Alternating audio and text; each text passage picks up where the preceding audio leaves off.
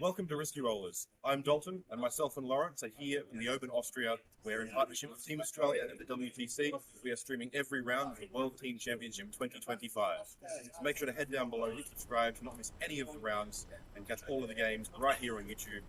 Catch you in chat.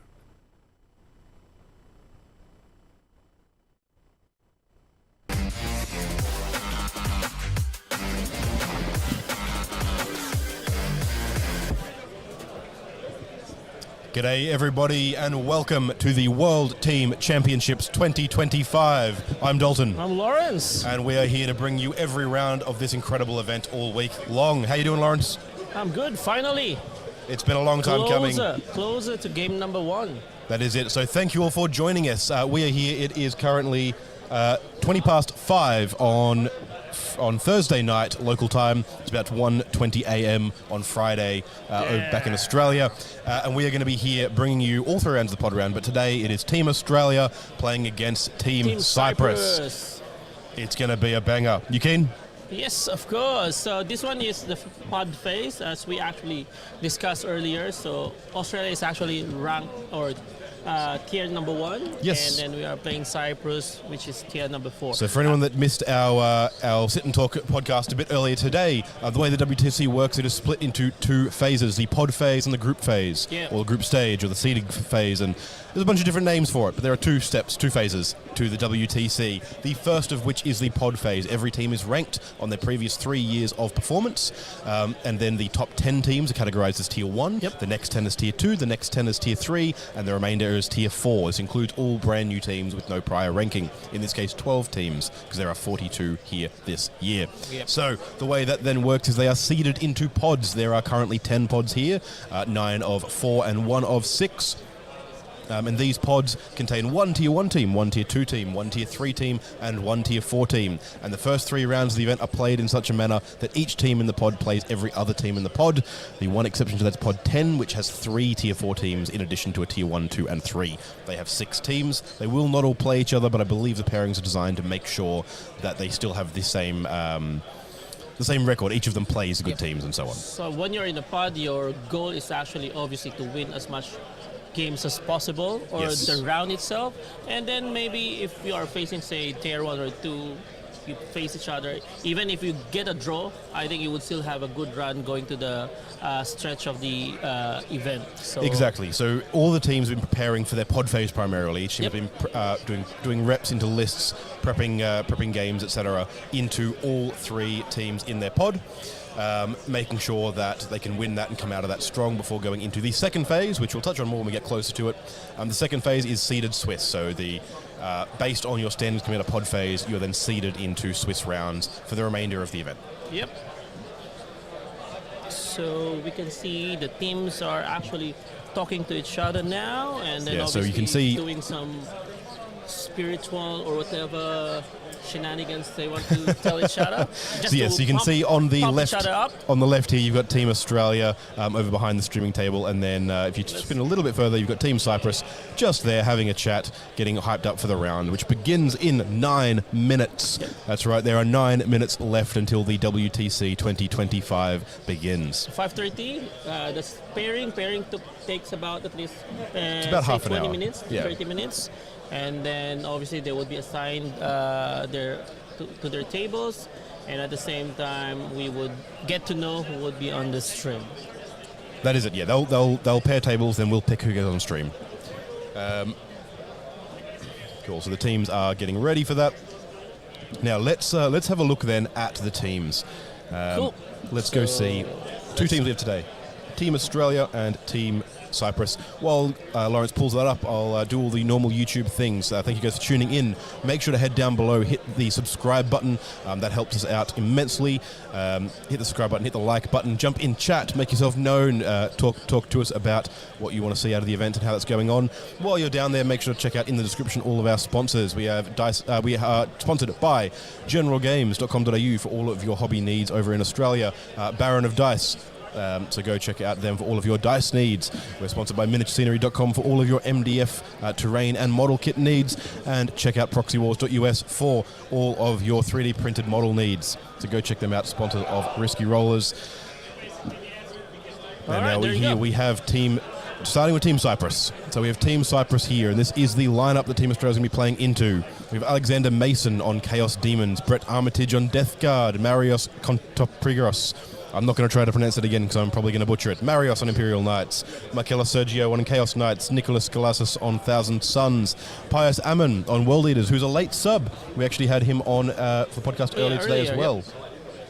And then We have Socrates Yanakao from Emperor's Children and Vlad Olic on Space Wolves. Quite a lineup. We chatted earlier about it, so you go back and catch that podcast. We talked to a bunch of people about it. We've got Death Guard, Imperial Knights, and Chaos Knights are pretty standard picks, and Space Wolves as well. Then Thousand Suns, which is a flex that Team Australia's also made. We've also got Chaos Demons, World Eaters, and Emperor's Children, which are unconventional picks this year. World Eaters, Emperor's Children, I would say pretty similar playstyle. Just very heavy pressure on the board because all are very good in melee. So surprising also, like for them to pick those two. We don't have those two factions. So even Space Wolves, so they are very good in melee as well. Yeah, Space Wolves are definitely the premier Space Marines for this year. They are the most represented Space Marine faction here. Not Blood Angels? I No, think it's Space Blood Wolves. Space Wolves. By a long shot. Or maybe because Yeah. of the new codex is already The legal new for codex, WTC. the new Yes. codex is very good. You've got Rune Priests sitting there pre-nerf. Rune Priests sitting there pre-nerf, but handing out fully rapid fire to an entire Predator at a time. Very good anti-Knight tech. Yep. So the old gunline Space Wolves, classic stuff. We actually wanted to hear the cheer of the Team Oz, so once they would be gathering up again, we will go Yep. back to them. Speaking of which, let's go and see Team Oz's lists here. We've looked at Cyprus. Let's go see what the Team Oz lineup looks like. Team Oz, we are very lucky to be the first one. We're the first in alphabetical order. So Team Australia, we have Callum German on Imperial Knights, Greg McGinnity on Thousand Suns, Jeremy Martino on Chaos Space Marines. We have Jordan Berresford on Death Guard, Jordan McGregor on Chaos Knights, Lachlan Rigg on Blood Angels, Matthew Morrisoli on Necrons, and Reese Cunningham on Adeptus Sororitas. That's Sisters of Battle. So they have the Twin Knights. We do have, they've got both Knights, Yeah, the both Chaos Knights and and Death Imperial. Guard and Space Marines, although in this case they are Blood Angel Space Marines, not the more eponymous Space Wolves. And then obviously Sororitas are very Sisters of Battle are definitely like the big flex this year. They are not a team that's very well represented at this event, so it'll be very interesting how they Riz play. is like a veteran of the Sororitas already, so... Yep. We also have Thousand Suns, the only Warp Meld pact in attendance at the event. Yeah, that one is a very interesting choice as well. But We have a bunch of the team. Crowding around the stream table here, and I'm trying to work out what's going on there. what's the CK list out of curiosity? I think we talked to...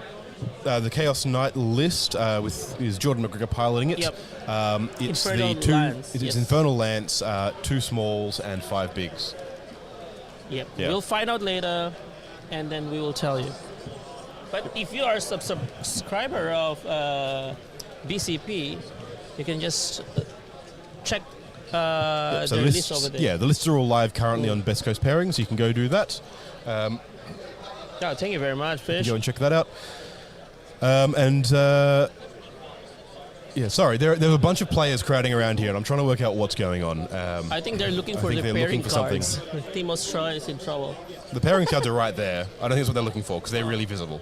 Well, Okay, they're just crowding around. There's a load of stuff piled on the stream table at the moment. That's awesome. But yeah, so those are the two things there. We have a super chat coming in from Fish. Thank you, Fish. Saying so glad to have you guys there. Super keen for the weekend, or what I can see in between my flight back home. Go Straya. Thank you, Fish. Make sure to get down in chat and show your support for Team Cyprus or Team Australia or any of the other teams here. One of the things you can do as well, if you want to send one of us walkabout, want to send us to go over and look at a pairing or a table or a matchup or something somewhere, you can drop a super chat down in chat below, and we will send one of us running across the hall to go and find out whatever information you require. yes, there's a Google Docs from Vizsla with all the lists. That's also correct. That is also true, and linked down in the description below is a Google Doc for all of the lists that we'll be seeing on stream here as well. Currently nothing in it yet because we don't know which lists we're going to be. Thoughts on the grand finals of the singles? It's I think it's Ines taking home the victory. Very close Very game, nice. 75-74. GSC host of Ascension versus the Death Guard. Very, very close game. Initially, like GSC, I think was really crowding all the primaries, and then the DG just really crawled back, making the game, like really down to the wire. So both are very good players, and then definitely, it was a very entertaining game. So it's just by 1 point. Just imagine 1 point. Yeah. So I didn't get to catch it. I was too busy running around doing a bunch of other prep work, but it was cool. Mm-hmm. How big of a super chat to steal Lockie's crutches? As funny as that would be, I don't think we're going to take one of our team members' movement supports. But we can probably bring Lockie over to have a chat at some point, I'm sure. So, I believe Innes conceded the defeat due to it going to round 6. Oh, of course, because they can't have a draw for the grand final of War Masters. Oh, well, we also didn't catch that one. It is one of those weird things where we are full on prep for the WTC round 1 when War Masters is finalising. So we haven't actually had a chance to look back at the game, which was of course streamed over on Wargames Live. Speaking of which, there are a bunch of streamers in attendance at the event here, so you can always check out a bunch of different games. Once the round gets underway, I will be making sure to point out which games and which pairings are on which stream. Sure. Cool. So, yeah. So if you haven't also already, just like, subscribe, engage in our commentary, ask question, and then obviously super chat us. Would be very nice. It is indeed. Make sure to let us know how you're enjoying the stream. Once we get the stream actually going, hopefully you guys can enjoy seeing the table and seeing the quality of stuff over there. Apparently he dropped it before he came down to see you guys. It's not here, no. All right. Something is missing from T-Mouse. Yes, Solid is looking for his backpack. Okay. All right. So how is... WTC round 1 starts now. And there we go. Get it on. The timer has started. 4.5 hours on the clock.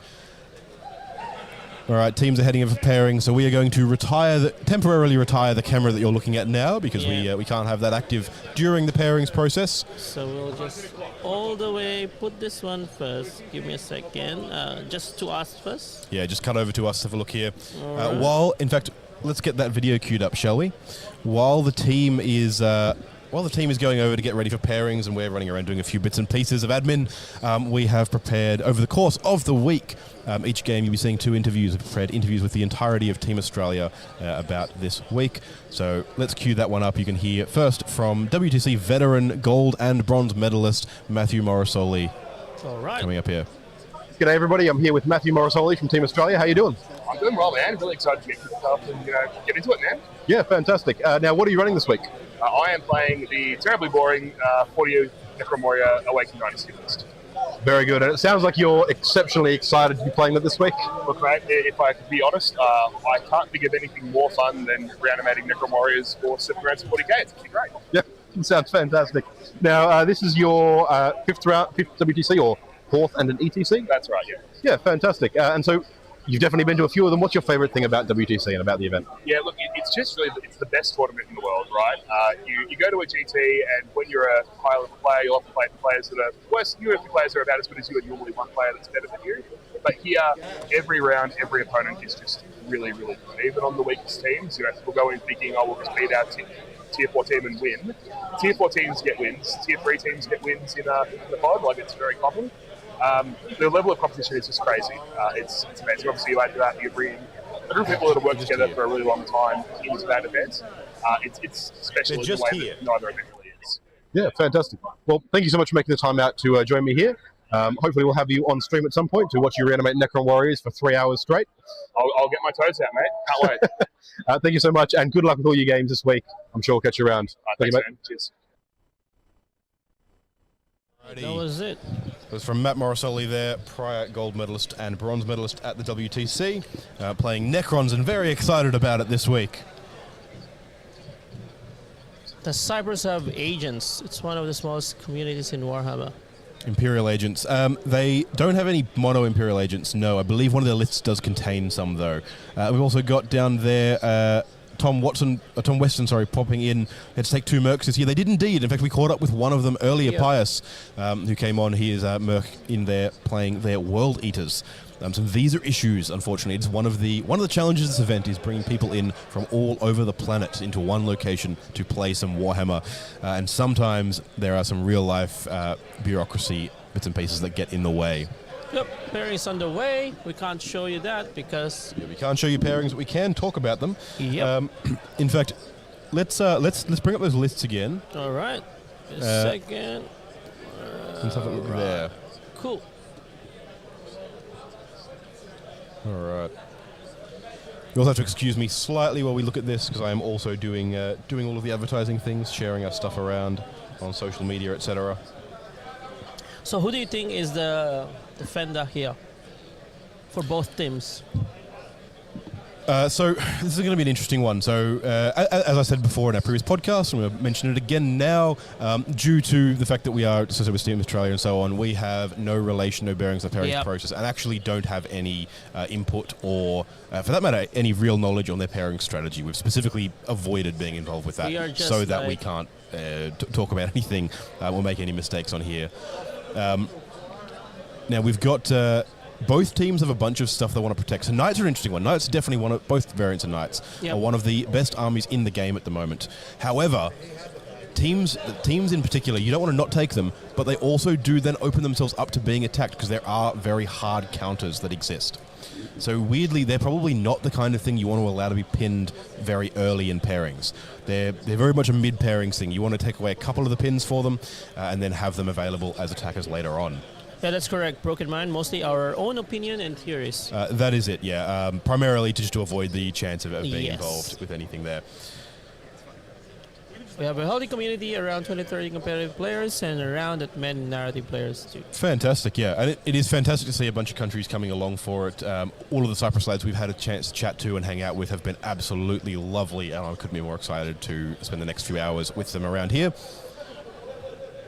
Now, one of the things that might be more interesting for us to talk about a little bit, the WTC is the World Team Championships, and one of the most interesting things about a team's event is the pairings. This is the thing that the entire event revolves around, and the entire thing changes how lists are built, how matches are planned, and how the scores for an entire team come in over the course of the event. So the way that this works is that both teams have 8 lists, and these are placed onto pairings cards. So the idea is they just have a hand of 8 cards that have their lists on them. They will meet each other, they will roll off to see whoever wins gets the first table pick, because there are 8 unique tables per pod. This is something that allows an extra bit of variance, extra bit of thing to pair there. We're going to see the Aussie pairings banter. Unfortunately not, no. We cannot point a camera anywhere near that table the moment anyone approaches it. So that is one of the hard rules. You are not allowed to observe pairings for any other team during the entirety of the event, and that extends to streamers. We cannot point any cameras toward that. Unlike Australia-New Zealand Team Championship, where we spent a lot of time very specifically working out a system where we could, in fact, televise the pairings process. To go check out our Australia-New Zealand Team Championship streams earlier in the year. You'll see a bunch of stuff that we were preparing and testing ahead of this event in those streams there. But in that case, we did get to show the pairings, and it was actually a really great way to see how the pairings work. But each team has a hand of 8 pairings cards. They each pick one of them to be first defender. They place these cards face down, essentially give them to the opposing team. Once both teams have done so, they get to look at the card their opponents have given them. They then pick 2 teams from their own lineup. So the other team gives you 1 defender. You will then pick 2 teams out of your remaining 7 in hand and give them back to the other team, while they give you 2 of theirs back as well. You then get to pick from the 2 that your opponent has given you. You pick which one of those 2 lists will play the list they originally, the list you originally gave them, and then you all alternate picking tables for each of those lists. And that's basically how the pairings process works. Yep. So if you have done your assignment, right, in terms of your metrics, and then if you're comfortable with your pairing, and then you would have at least, like a general gander of where your scores would be. So you would be able to do, I think we have an advantage on this round, so on and so forth. If you did a very bad pairing, and then you could, all of a sudden can swing those, say, 10 to 15 points, go down to 0 to 10 because you did a bad pairing. So that's how important pairing is. Absolutely. You can win and lose rounds based on nothing but the pairings process. Yep. So I thought as much. Would like to see a BT list. I'm currently waiting for my new codex to come out. See how well they will go. But like I have DG. DG is your second. DG should always be your first army. But yeah, once they get nerfed, then you can jump to BT. Yes, yeah. I mean, Death Guard definitely getting nerfed pretty soon. Black Templars with the new codex looking very fun. Very keen to see how that goes. Oh, thank you very much, guys. Anyways, it's only one game today, so... It is just the one game today. It's the one and only game for today's stream. Thursday and Friday. We will have one game today and then 2 games every day till Sunday. It is indeed. Now, we're going to see a bunch of Team Australia's lists over the week. We're only really going to get the one chance here to see Team Cyprus. So while the pairings are going on, I think I need to step out and go and start looking at who's being paired where and looking at who we're going to have on stream. So I might hand off to Laurence here, leave him in Laurence's very capable hands. Do you want to start chatting about Team Cyprus's lists themselves? Okay, give me a second. You want to pull those up there? I'll just pull the Team Cyprus list now. Let's go Team Cyprus. Oh, not that one. Give me a second. Not this one. There you go. Let's do this one.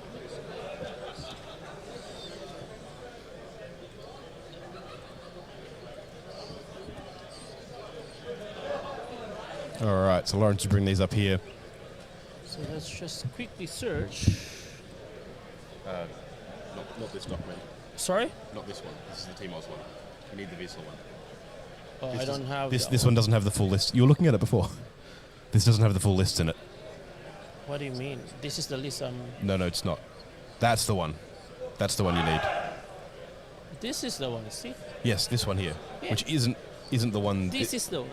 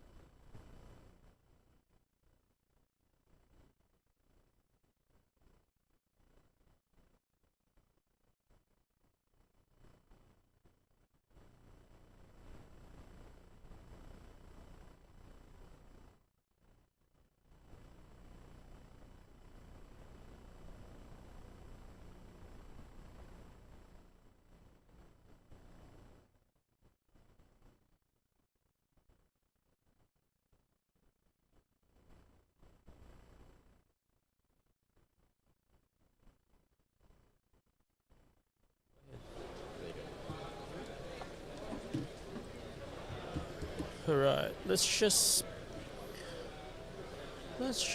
put the Cyprus here. Give me a second, boys.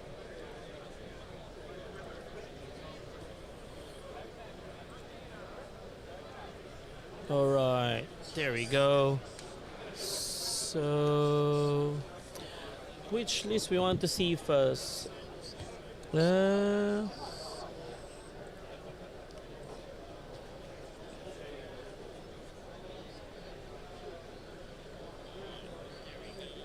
Let's check the Death Guard list.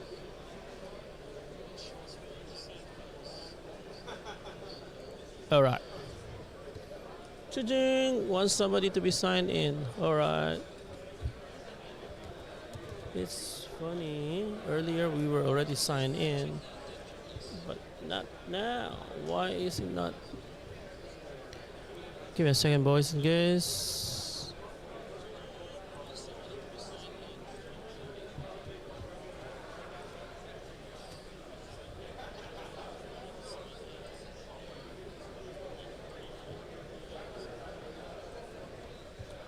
All right, let's do this one.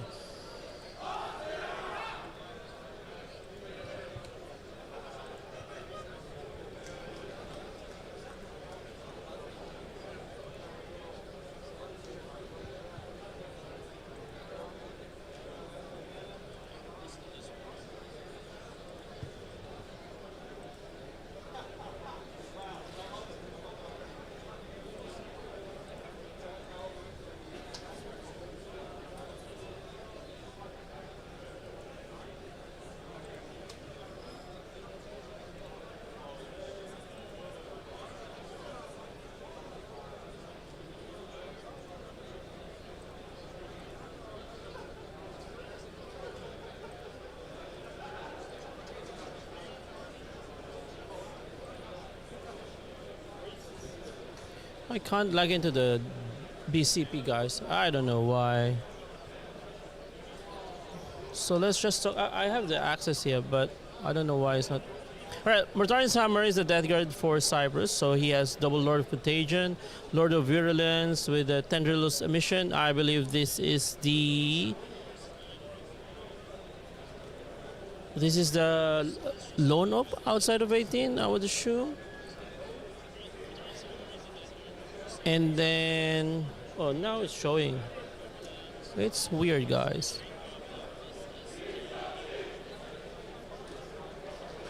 Funny. Alright, cool. So... Where am I? Yes. Then he has Chaos Spawn, 3 Death Shroud Terminators, 3 Death Shroud Terminators, so 9 Death Shroud Terminators. Fitted Blow Drone with Heavy Blight Launchers, obviously that's 3. He also have 3 Mephitic Blight Holders. These are good Melta. PBC 1, 2, and 20-man boxes. So typical Mortarian's Hammer list. So I would actually like... What's happening here? Give me a second. So let's just do like this. Yeah. All right. So as of this is a typical Mortarian's list. So some actually have 3 PBC, but 3 PBC is a bit expensive. So, but then he has triple drones with Blight Launcher, triple Mephitic, very, very killy. So it actually is good against those horde armies, or maybe even vehicle, because you just select and then you would give it affliction and then your Death Shroud would come down. So pretty flexible in terms of whatever pairings you want. He doesn't want anything that is actually very aggressive, say those World Eaters or even Blood Angels. So let's see. Let's see if where would it be paired. So let's just read some comments here.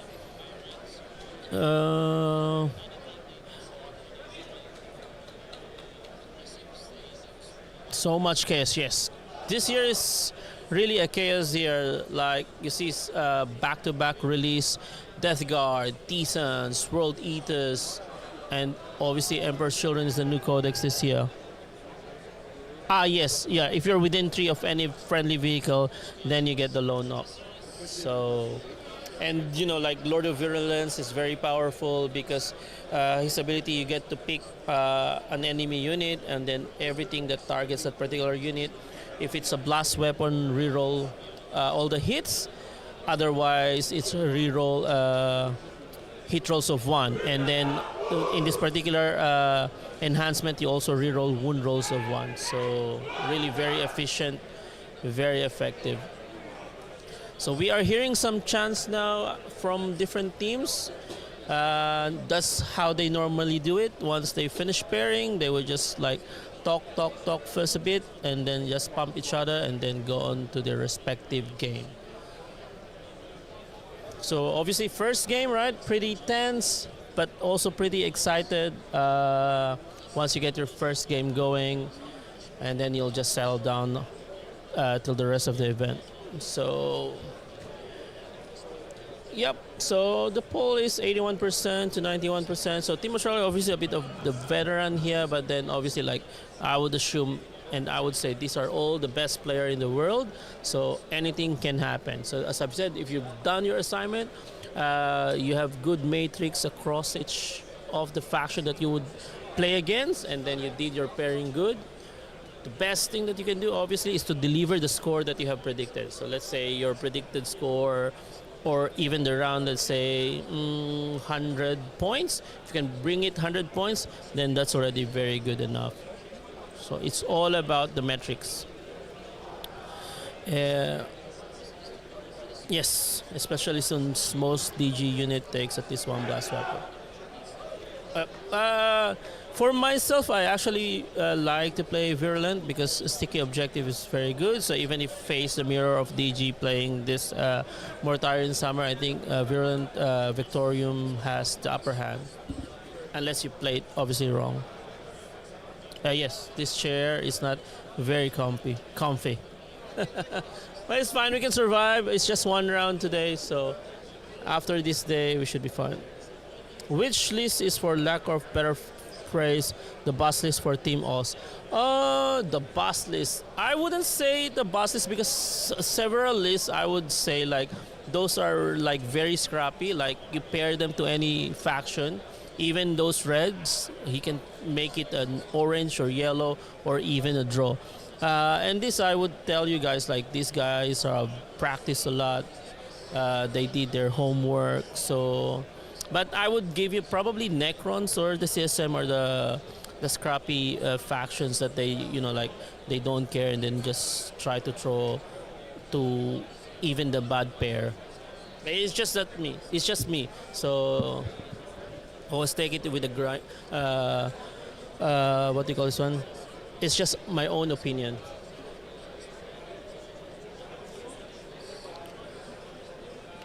All right.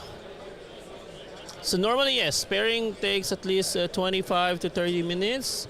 So there's really a lot of thinking. And then after you get paired, you would also now select your preferred terrains. And Death Guard, obviously, like if you want to pair Death Guard and then maximize its score, you really want, like to pair it to whatever maximum score you can get. And Death Guard also don't like Thousand Suns. I would tell you this because Thousand Sun is a perfect faction. They have the perfect profile to actually like disseminate one unit of Death Shrouds or even those Plague Marines because just lots of mortal wounds, those ignore covers, just really forcing you to roll lots of saves.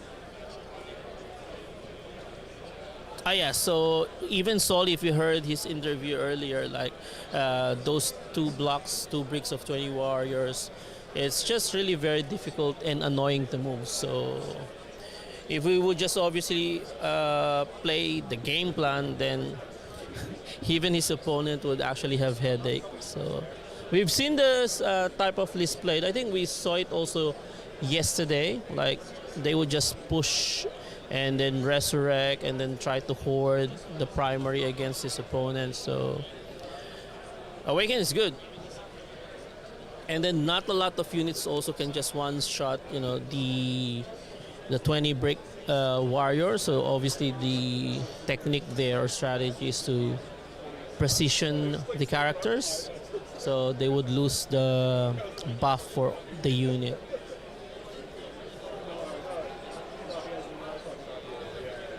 I forgot also to mention, Sisters is also probably one of the scrappy lists that they have taken because Riz is also a weapon for Australia. It's really very good. So I believe like last year he already piloted Sisters and then he also did very well.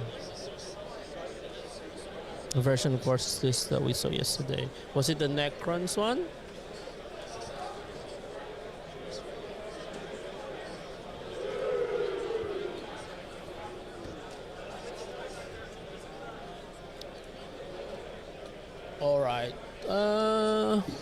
they're still gathered around that pairing table.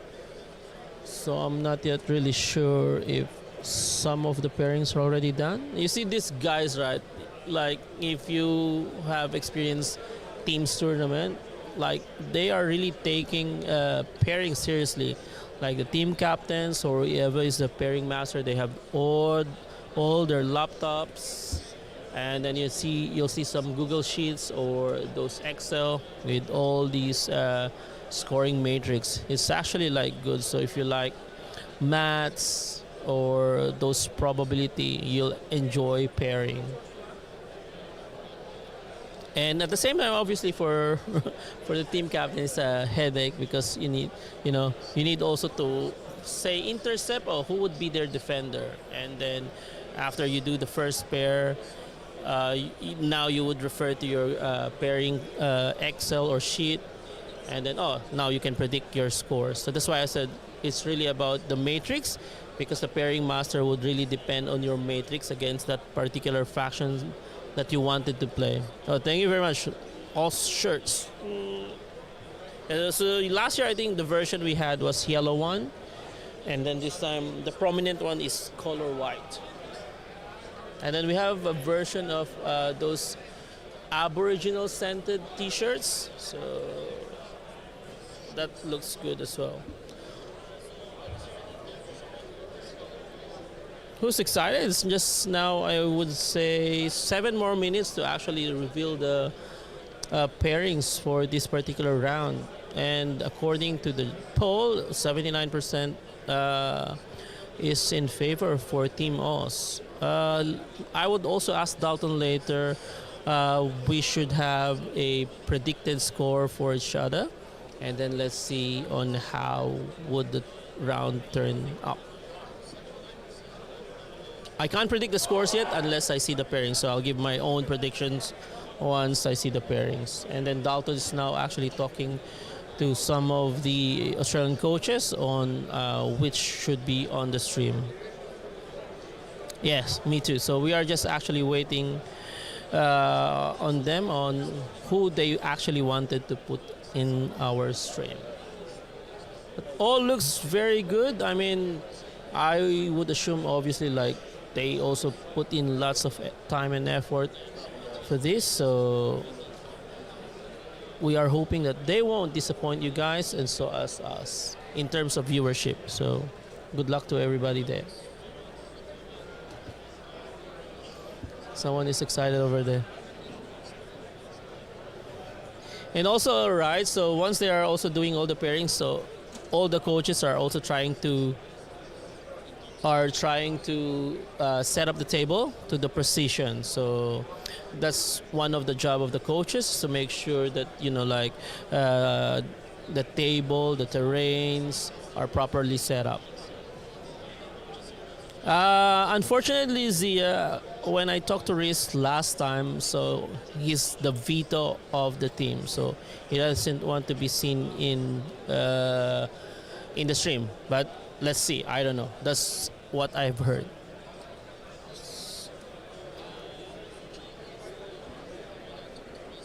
Oh, congratulations, Broken Mind. Getting third in my second rank tournament. Current team are gonna look at doing some team events next year. Where are you based, Broken Mind? Are you from Australia or from Cyprus?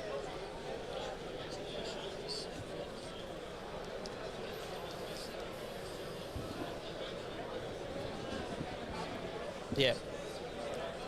Unfortunately, I was also telling him, I want to put you in a stream, but they say, no. Oh, North Queensland. We have visited there, I think 2 years ago. I've attended the TNA Open.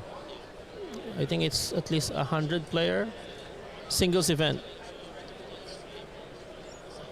I brought my custodes. That's the time that I think you are still allowed to bring a 10-man guard. It's just so funny and so good. Is there a big 40K scene in the Philippines? That I wouldn't know, because I'm from Australia.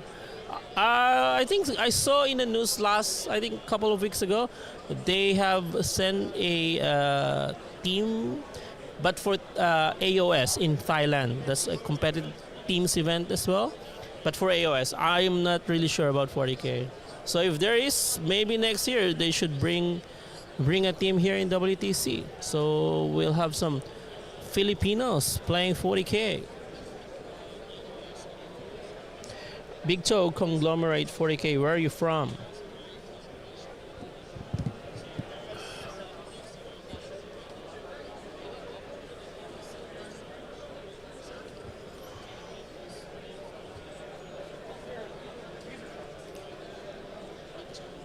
So let's check also the Cyprus's history. Cyprus. So last year they finished 38, the previous year 36. So this is just their third year of participation in WTC.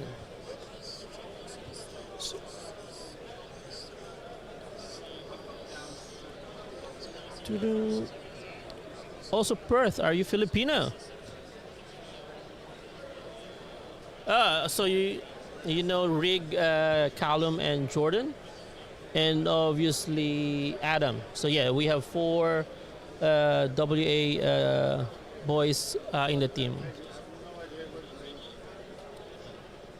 WA, I think the teams or 40K scene as well in WA is very big. We are trying to stream the teams event there this coming September.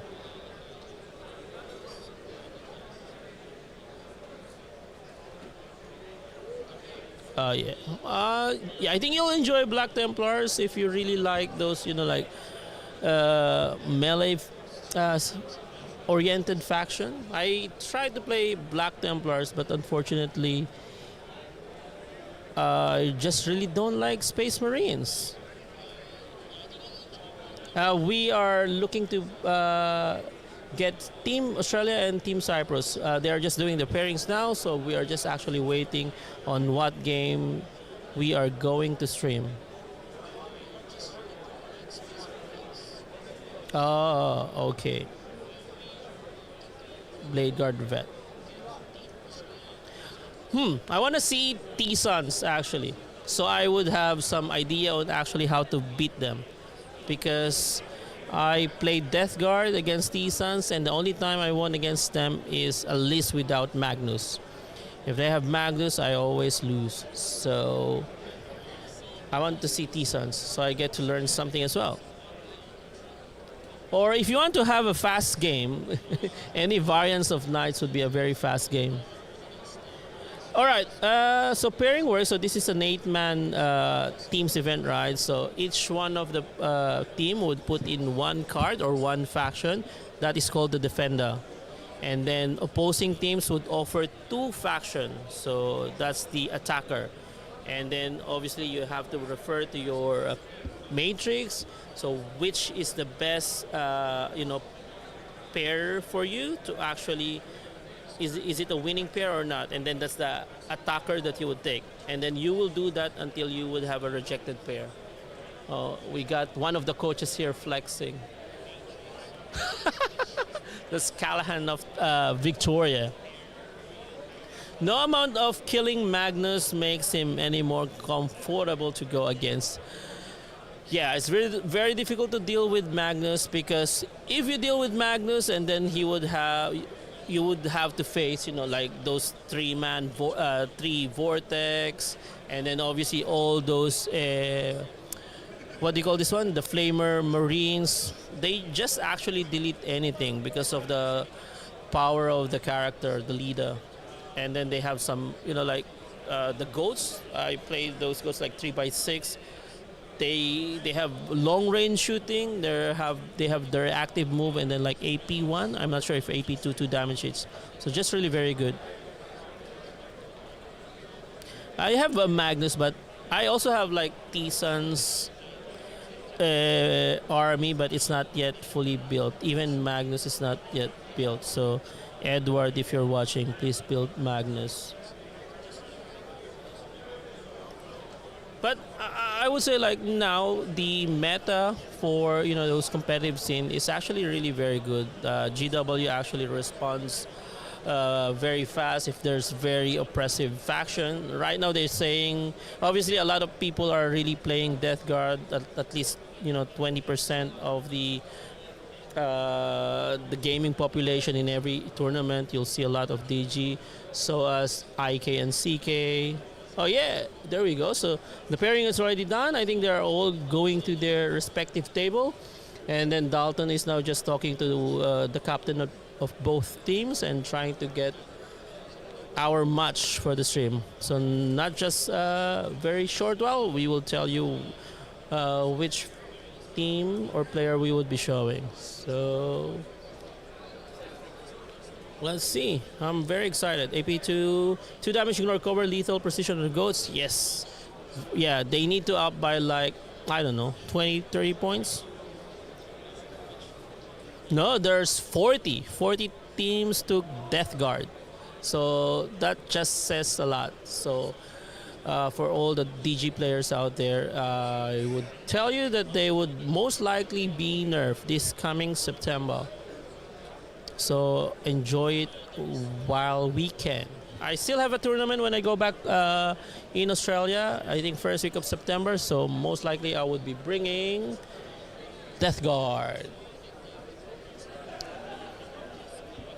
Okay, now I would announce who will be on the stream.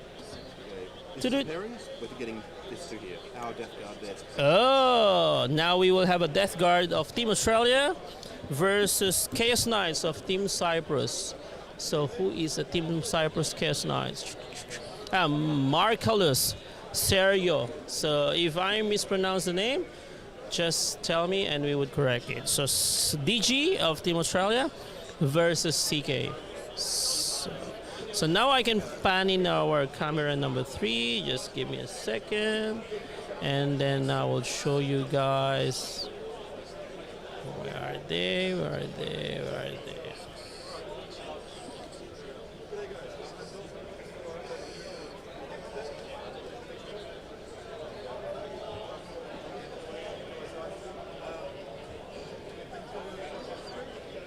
All right, give me a second. All right, there they are. They're already preparing. So as a stream table. So while we're doing that, I would now put and prepare our score machine. So guys, be excited. You'll see Death Guard. This is Virulent. This is not Mortarion. Oh, no. I think he's taken Mortarion Sama. So Mortarion Sama versus CK. Toot. This, every single team is DG. GW should actually nerf things in a reasonable amount of time. Yes. And also, IKCK, you have big population of players here also brought them. All right, give me a second, guys. I'll just prepare my scoring sheet, so we'll have you in a bit. So we have Jordan Berresford playing Death Guard. That's the Virulent, and Cyprus CK. We said it's Sergiou, Markellos Sergiou. Knights of Chaos Knights, Lords of Dread. This is also very interesting. So Lords of Dread, this is the sticky objective. So both of them have sticky objective. So which is the stickiest? Jordan or Markellos? So I just have to prepare everything as well. So column, and then let's have here Reese, and then Greg Magnity. I would announce to you guys all the pairings in just a short while, so just give me some time. This is Greg, and then Lucky, and then CK, Jordan McGregor, and then Jeremy, and then Morisoli, and last is the DG, which is Jordan Berresford. All right, so this is Sergiou. All right, T-Sons. Who's the T-Sons?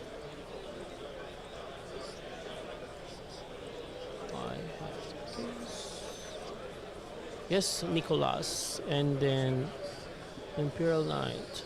I saw an Imperial Knight here.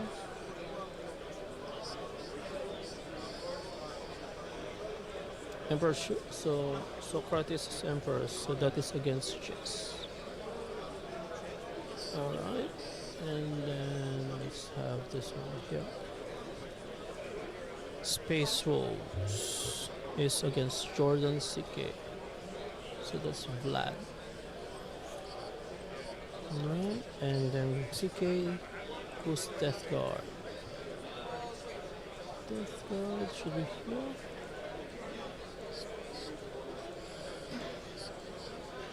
Nope. Imperial Knights. So Imperial Knights is Marius. Alright, then World Eaters is Pius. And then Lachlan Rig against Demons. I think this is Demons. And then Chess versus Emperor's Children is Death Guard. I don't know where Death Guard is. Nicholas? Right. Alright, cool. So I think I have it now. So this is the pair. Yes, so we have Imperial Knights. Oh, I got it wrong. Give me a second. One more. Should be T-Sons. Who's the player of T-Sons? Should be Nicholas. Oh, there you go. Imperial Knights versus T-Sons. Sororitas versus Imperial Knights of Cyprus. Then we have T-Sons versus World Eaters. Blood Angels versus Demons. Chaos Knights versus Space Wolves. CSM versus Emperor's Children. Necrons of Australia versus Death Guard.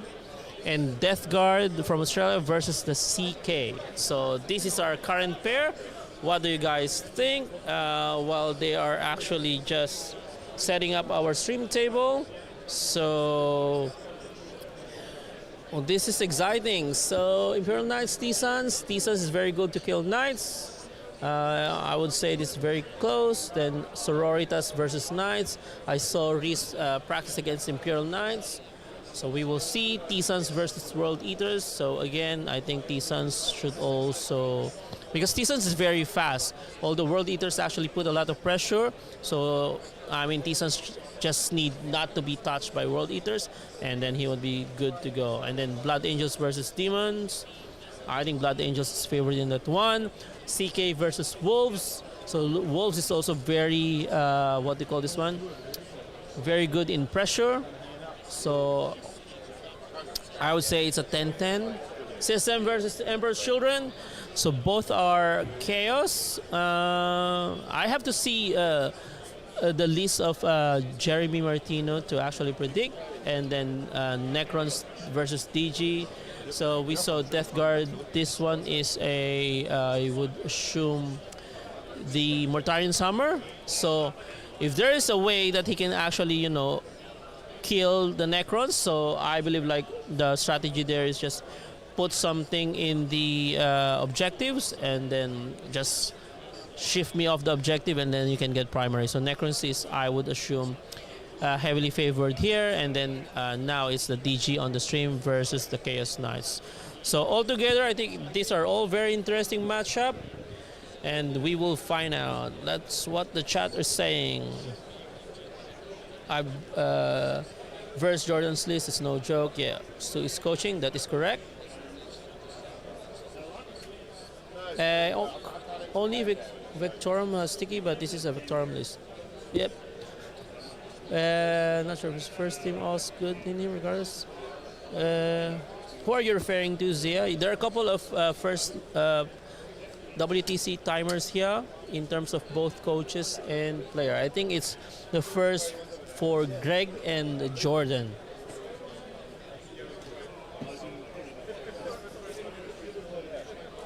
Good luck, everybody. Yes, good luck to Timos. Good luck to Team Cyprus as well.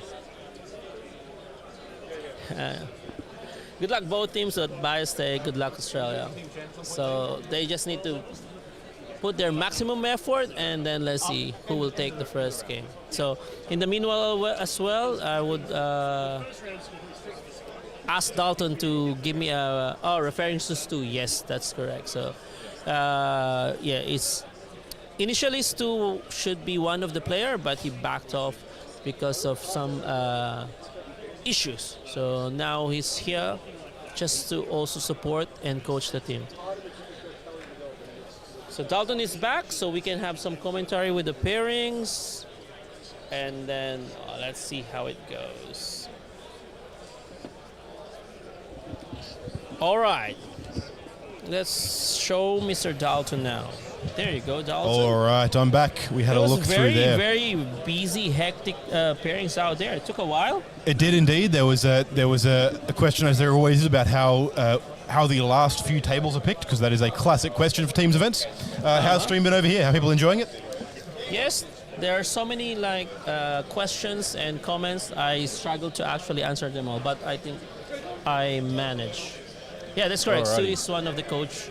Our 4 coaches are Stu, Adam, Sam, and Stu, Adam, Sam, and Lockie Callahan. We also have Daniel Gash Jones over here. Who can we point a camera at him? No, maybe. Come around here. Come around here.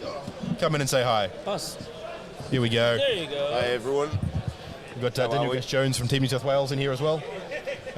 Mainly scouting this weekend, right? Indeed. Yeah, fantastic. Scouting and data. So, scouting and data. Obviously, there's no data thank you. available at the moment. So this round, it's really just scouting out some of those key matchups, some of the tier 1 teams, see how they're playing their armies. See if there's anything that we maybe have missed.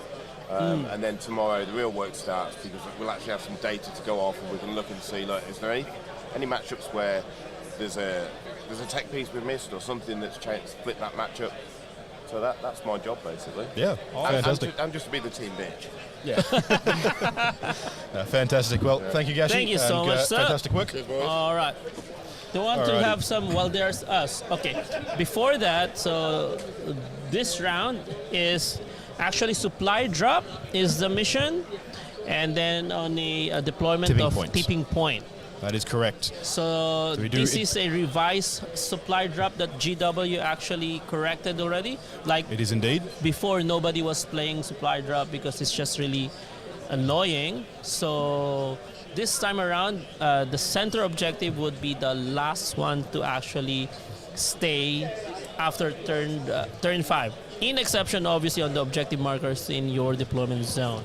Yes, that is correct. Now, it looks like the coaches have just about set up the table, so can we have a quick look at that one, maybe from one of the ISOs? With the ISO or with the top down? Yeah, just the ISO. Let's have the ISO cool. then. There we go. So we can see the coaches here getting into it, just setting up the last touches and where things need to be. This is tipping point, and this map is map number 4-5. Oh, thank you very much, Mr. Tom Wilson, for the super chat. Thank you, guys, Tom, for streaming this great event. Everyone smash like and sub. Yes, please sub, comment, subscribe. That would really help us a lot. And then next year, we actually plan, if we would be permitted to come back again, to put more cameras in more tables. So that's it. And you also said there, if you can too, let's go Team Cyprus. Glad I can't be there. It is a shame you're not here, Tom, but it's fantastic you're here in spirit, getting to watch Team Cyprus in round 1 of the WTC. I'll make sure that all the lads know you're down here offering your support. All right, Dalton, since you're the head coach last year, so a question from Zia. Is it commonplace to have coaches walk around other tables and watch other games? It is indeed, actually. It's one of the interesting bits of the event, and one of the, I suppose, more important things to have someone do. We talked before a little bit about how important pairings are, about how important. What they're saying there, how important pairings are and how they can win or lose rounds. And pairings are based on data, the kind of stuff that pairings masters, and in this case Jez and Soli, are going to look at. There's a bunch of data on how matchups go, how we think they're going to go, how our players think they're going to go, based on predictions and reps they've played into them. There's a bunch of information at this event that we just don't have time to prep for. There are, 40, how many players here? 300 and... So 40 times 42 by 8, which is going to 42 by be 8. So if Wow. who's good? So just 40 328 players here. 320 plus, yes. So 328. there are 320, sorry, plus 2, so 336. There are 336 different army lists here, 8 of which are ours. So there's 328 army lists that we can't play into them all. We don't know everything about them. And we also don't know how their teams are going to use them in pairings. Now, you are barred from looking at another team during pairings. But once that's done, you can look at who they've paired into and how that has gone, and how that pairings have resulted in what wins and what scores and so on. So, for example, if we're looking at... I mentioned before about Team England's Leagues of Votan list I'm going to be keeping an eye on. If I'm interested in that list and we're like, well, why are they running that? Doesn't make any sense. Well, Team England are good players. They played a lot of 40k. They haven't submitted by mistake. So there's something going on there. So what we might be doing is keeping an eye on how they play the list. We might go over it periodically, check, all right, well, what scores are they putting in and so on. Especially during the pod phase, we'll see 3 rounds with them playing it, so we'll see what they pair it into and how they score, and we'll use that to influence our data on how it's being played if we end up getting paired into them. And that's something that we can actually have a couple of coaches doing during the event. There are rules about how exactly they interact with players. Obviously, they can't interact with other team players. There's rules about how long they can spend hovering around a table and how many coaches you can have in a certain area and so on. Yep. All of which are designed to not have players be too disadvantaged or inconvenienced by it. But that is essentially something that can be done, and we actually have a couple of dedicated scouts and data smiths on the team here, and that is a charge that Daniel Gash-Jones, you just saw on here, is leading. Yep. Thank you very much for Miniature Scenery. Yay! Huge shout out to Miniature Scenery. Also one of our main sponsors, miniaturescenery.com. So head down there to check out all of your MDF model kit and terrain needs. Good luck to Team Australia, and best of luck to Laurence and Dalton as well. May your voices hold out for the entire event. Thank you so much, Tim. It is a pleasure to be here, and our voices will... I'll make it at least last. I can't guarantee I'll be able to speak for a week afterwards, but we'll get there. I haven't drunk a beer yet. We need to fix that. Maybe not. We will. All right. Do you think there will be a rise in win percentage for the factions that have had changes like League of Votan, BT, and Grey Knights? By changes, do you mean the new codices coming out? 'Cause at this event, no, of course. Yeah, because locked, this one is teams. I'm not even sure if this is actually counted for those who are tracking all the win percentage of the factions. So I would say this particular event, maybe not. Well, this one will be tracked for that because no other, it's the way that it works. Normally, the win percentage, like those Meta Monday, mostly are all single events. Not incidents. So looking at those, BT and Grey Knights, I'm pretty sure there will be. Their codexes look pretty good. Yeah, I'll have a look at that in a minute. Their codexes look pretty good. GSC, Leagues of Votan are interesting. I've been watching those leaks very closely, those reveals. If nothing changes about any of the data sheets and all the new rules just get plugged in, I think they'll actually be bad. However, a bunch of the rules overlap with datasheet rules, which makes me think there's going to be a big overhaul into how a lot of those abilities and datasheets work. So until we see them, I'm not going to make any hard calls on it. I think the entire army needs to get more reliable with its damage output if the new rules are going to be good. Yep. Thank you very much, Fish. Beer for Laurence from Tony. Thank you, Fish. Thank you, Tony. We'll make sure to get Laurence a beer. Thank you very much. Yes, fantastic. Well, I haven't seen all of those because I've been way too busy with prep for this, and we're going to be thinking about nothing but current Leagues of Votan until. What do you mean, like wild stuff, like bad rules? I'm praying that Votan will get bad rules. Yeah. The new yield points, I've seen all of that. They look pretty good. I think they are a strict downgrade from judgment tokens when it comes to the way the army, like the power of the army. That's a win for me already. Because they're giving your opponent the decision about how your buffs get applied. However, I definitely like the mechanic more. It sounds like more fun. Just the brightness contrast for Jordan's mug. We did not. We've actually applied a special anti-glare paste to the top of his dome, which doesn't appear to be working at all. Sorry. Laurence is playing our intro there. I'm very sorry. I pushed. He's hitting the shiner bowler. We've got Dean jumping in from the side there. They're still preparing, so... Well, let's... Dwarves bad, Dalton 2025 probably. Yeah, checks out. But still objectively the right choice for an army, though. Have they been briefed with the thing as well? Yes. Okay, cool. Alrighty, so we do have. We will need to swap these around Why? because of where the players are. Well, we should have always. I said left is always Team Australia, bro. All right, sure. Because but we need to if swap those we around. do that one, I would have to change all these things. That's why we should always be on the left.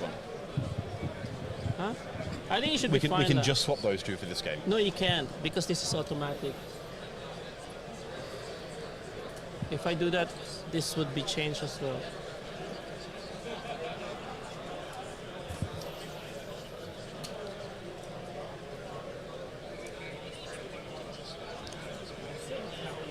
I would just change, but I told you guys already this should be the... Okay, yeah.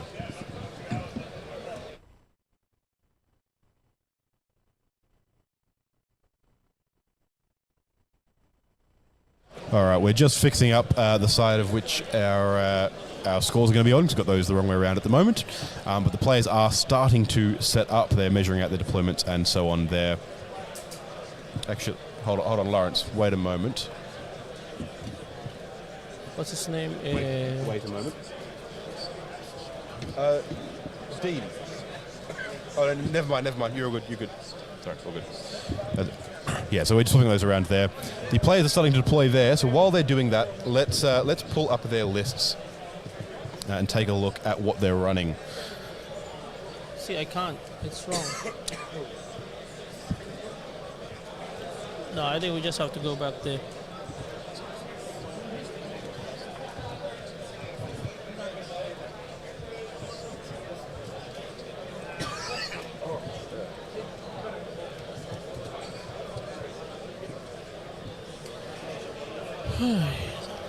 All right.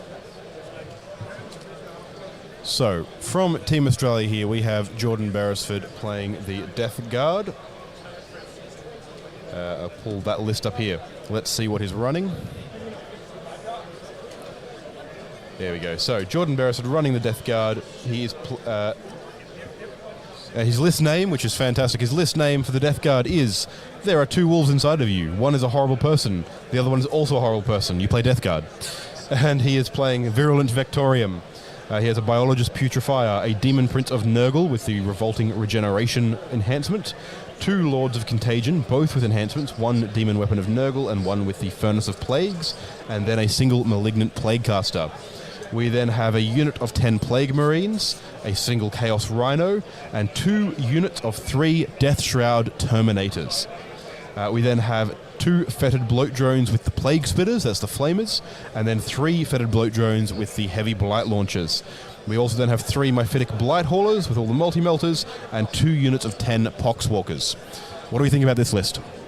We spoke to Jordan earlier, so he said this list, right?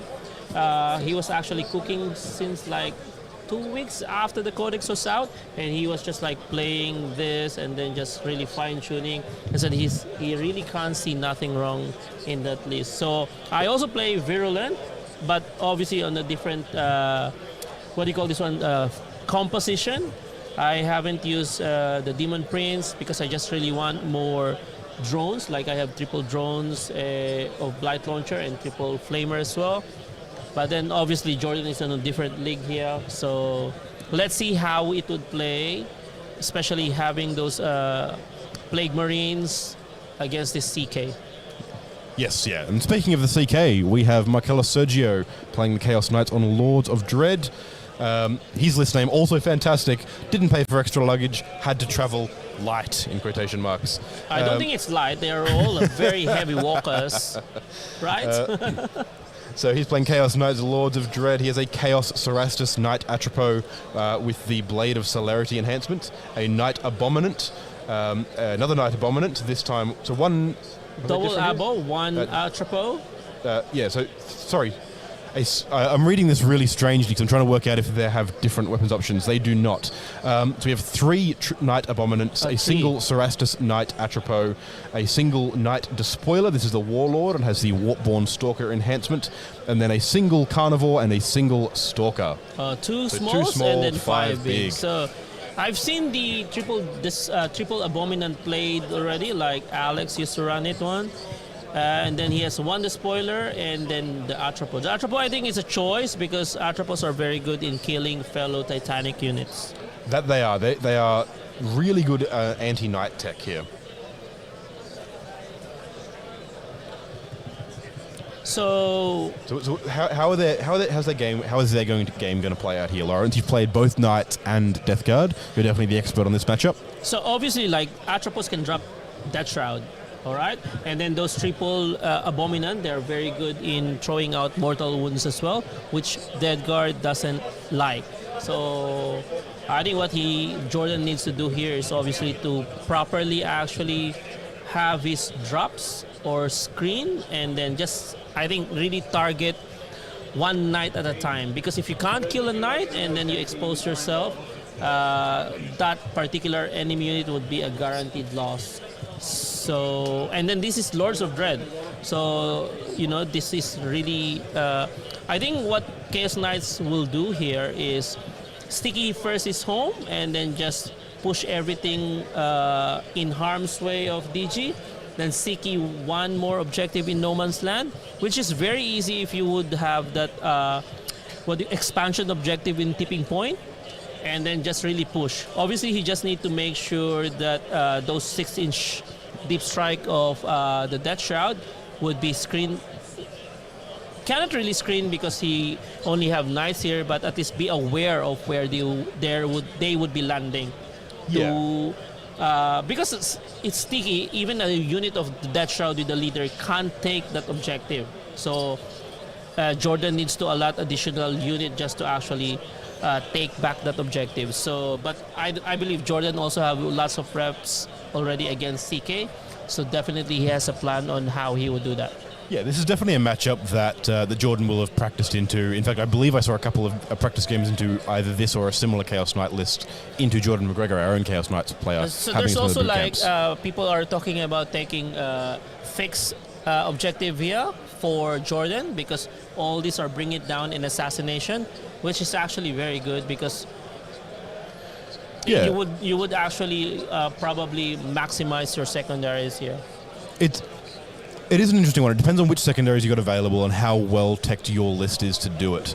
There's an interesting interplay with Bring It Down, for example, where if your opponent's running too many big knights, sometimes you don't want to take it because you want to try and drop 2 or 3 of them in a turn, and because it caps, you don't want to essentially waste your later turns of scoring because you've already killed too many knights.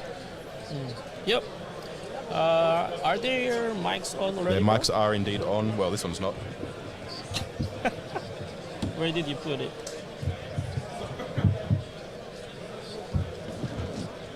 It was just here. One of the mic receivers has gone walkabout. Maybe one was attached to them. Can you please check? All right. So much knight. Yes, that's correct. Too much knights. It is. Too many knights. I look forward it to being nerfed in the ground and playable again for another edition. What faction are you referring, Ben? Is it the DG or the CK? Yeah, that's true. It's somehow a trap, but I think because you're Death Guard, you can just take this one. If you have a Taliman, so at least you have additional CP generator.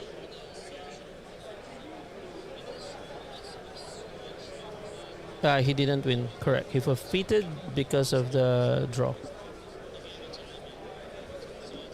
Or there you go. Yeah. Their mics are off.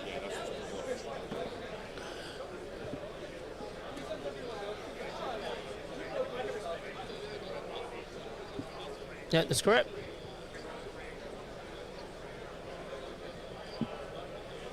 Nerf both? Nah. So if they nerf both CK, IK, and even DG, so how about GSC guys? What do you think about the host of Ascension? Should they also incur a nerf?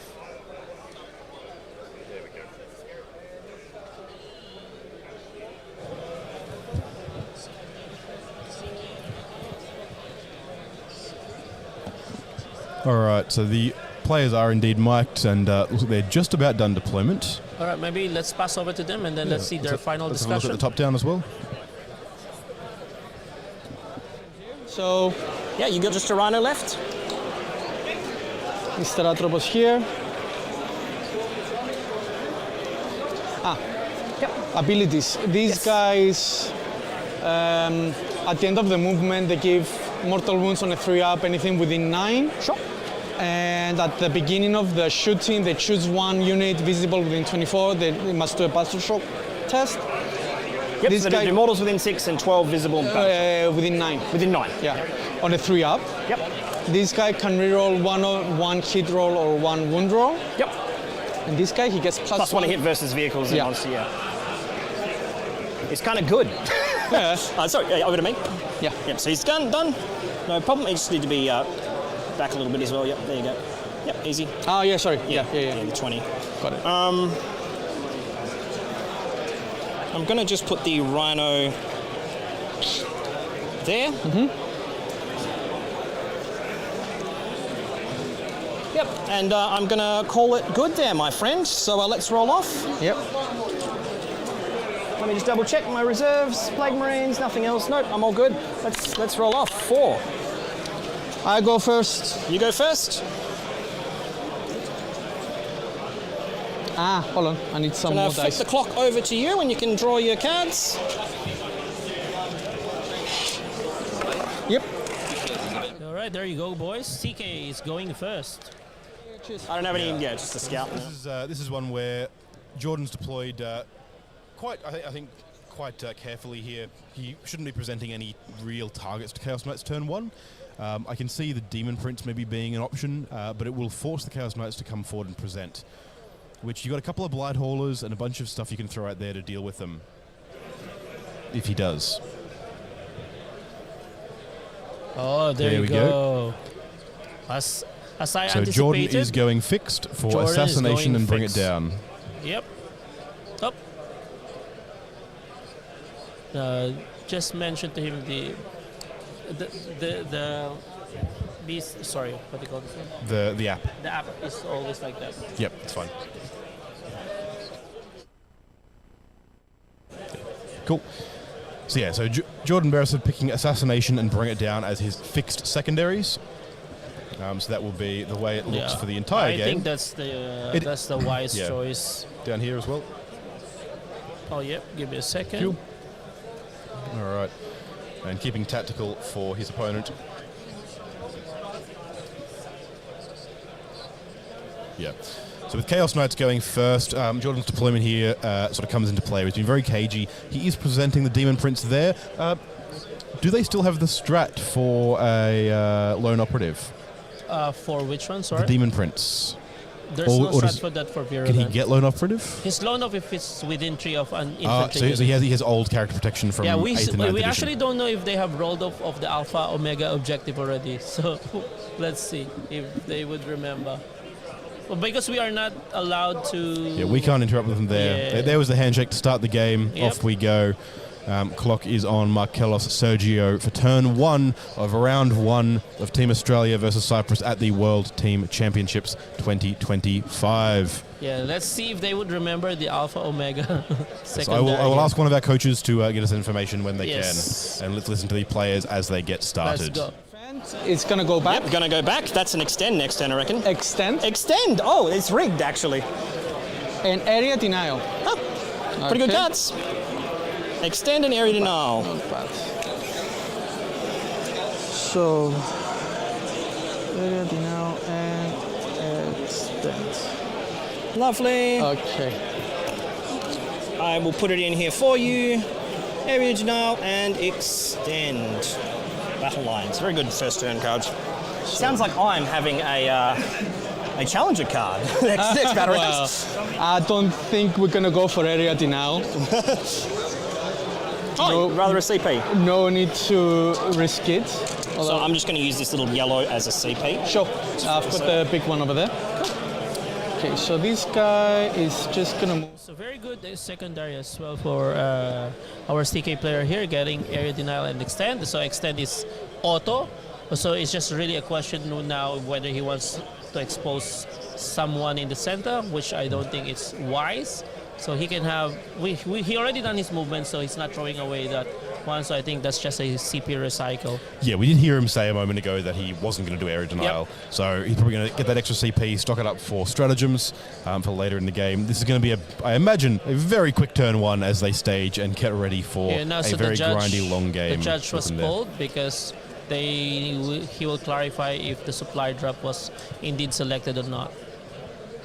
This one is the first one leaving, that's the second one leaving. All right, they did indeed. They did indeed, so we have objective number 3 is the second one leaving, and objective number 5 is the first one leaving. If you want to illustrate those, maybe? Give me a second for you, sir. Cool. Let's just go to this. Just refresh this. Was this earlier? No, let's just refresh this one. Cool. But yeah, so objective number 5, which is the one the knight is moving on to, will be the first one to leave, and objective number 3 at the bottom right will be the last one to leave. Let's do that one now. So this is the first one to leave? Yep. Turn number 4? Yep, and then this one will leave on turn number 5. Turn number 5. So this one leaving on the 4th round is actually good for the Death Guard?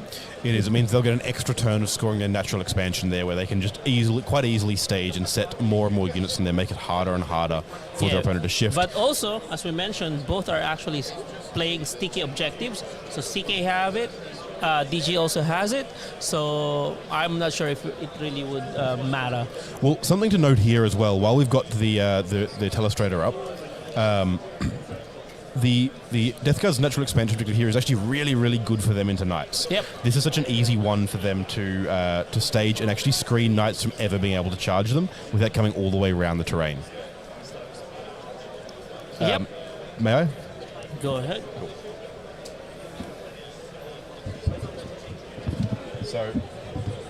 Sorry, we're still working out some of the logistics back here of using the telestrator. So this ruin just here, because while knights can walk through walls, there's now no penalty to taking any big models in the game. Because knights can walk through walls, you could just charge through it and place a knight base on this terrain in here. However, what you can't do is place a knight base in the wall. So what they can do with the prox walkers that you've got hidden back here is you can actually just screen them in such a way where they're sitting not even an inch back from the wall, but several inches, and you just have a couple of them sitting out here in a line that prevents any knight base from being placed anywhere here in this ruin, which forces them, they can't charge and connect with them through the wall from this side, they can't charge and connect them through the wall from this side here, they must come around the edge here, which completely presents them to any possible threat the Death Guard can have anywhere in their lines along here. So it's such an easy one for the Death Guard to just sit an absolutely nothing throwaway unit like Poxwalker's on, have them be essentially invisible for the whole game, and never really be touched without his opponent having to commit a lot of force and firepower from the Knights to move out there. True. All right, so what else is there? Yes. Digi don't have many OC6 units to remove sticky, so that's also correct. That is indeed correct. That is going to be something where the Knights can sticky an objective, like objective number 5 there, and leave it, and Jordan's going to struggle to take it back off them. The main one there is, though, that he sort of doesn't need to. He'll have pretty reliable secondary scoring, pretty reliable primary scoring, and is probably better situated to come across and hold them and keep trading onto the middle objective than the Knights are. Yep, we'll see. And then obviously going second is actually premium here. So it's and we can actually see his turn has already started here as well. He is starting to measure out his movements and roll his advances here. Oh, it's DG's turn already? It sure is, yeah. I didn't see it was fast. We were busy chatting. All right, now I need to verify the score. Give me a second. Oh yeah, so he dropped area denial and scored the extend. Yep, pretty straightforward first turn for the Chaos Knights, putting a few points on the board. And just setting up for a very grindy game into Death Guard. Let's cut over and hear about Jordan's plan for the turn. Just basically all down that side, they're just going to advance. So the hauler in front is going 14 inches.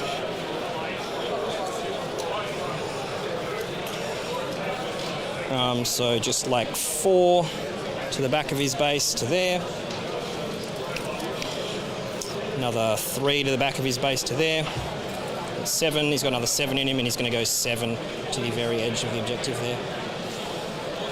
Next hauler is going to do the exact same thing. Rolling in the tray. With a 6. They like moving, these guys. They got tracks and they like driving. So he's going to go 7. There. He's going to go 4, which takes him to 11. And he's going to go another 4, which takes him to over there. Yeah, not bad from him, eh?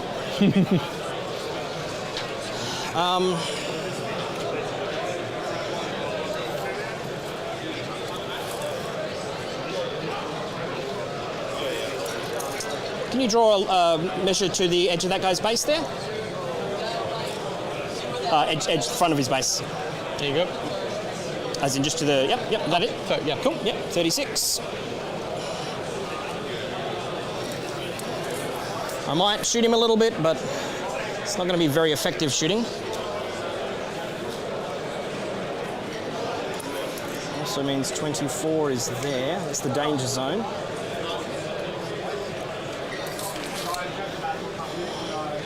We'll just hold him for now, I think.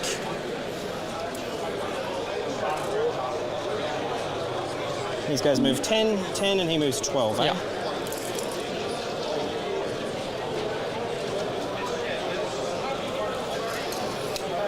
Alrighty.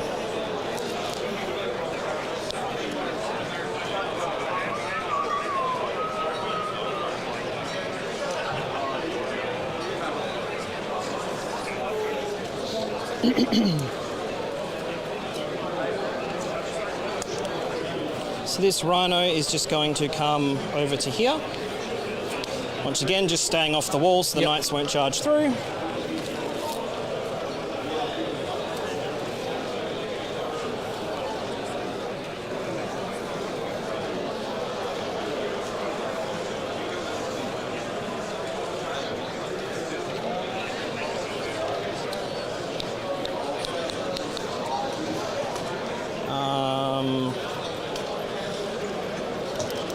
I actually forgot to shoot the indirect before. Oh, so, yep, sure. well. Okay, sure.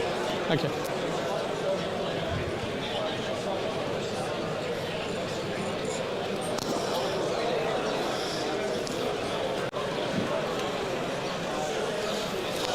This guy over here.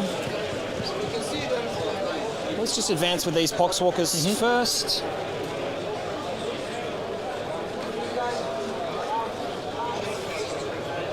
Advance with the poxwalkers first, rolling a 2, so they're going 7 inches.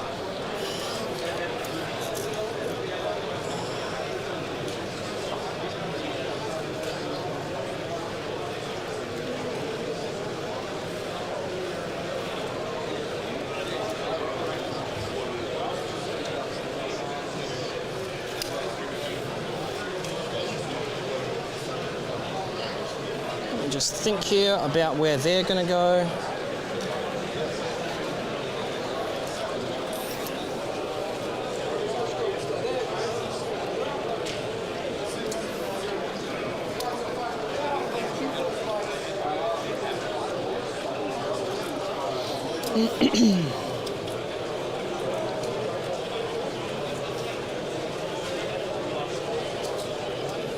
Can you tell me if that knight base can clear this terrain piece? Is it in the back of the base? No. Nope. Okay, so then these are going to... I'm just going to grab this drone to use as a measurement.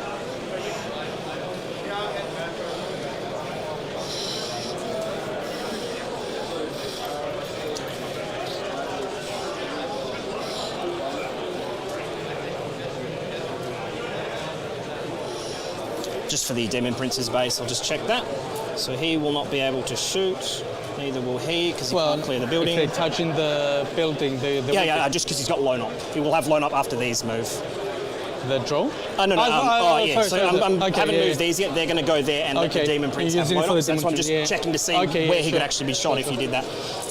He could obviously make it, but he's only going to be there, which is pretty not too bad for me. He could obviously charge. Not too bad either.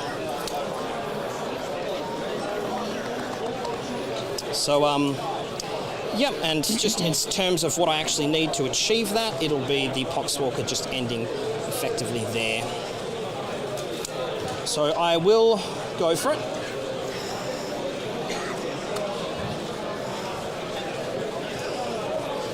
Someone's got to start playing the game, right?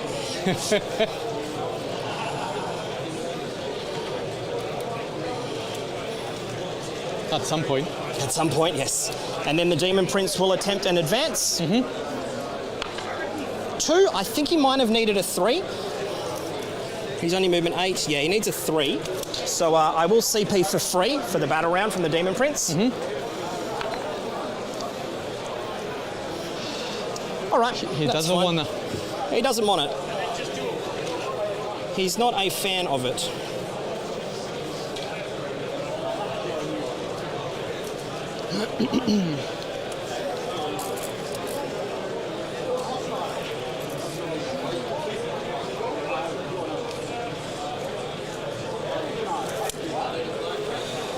So he's going to just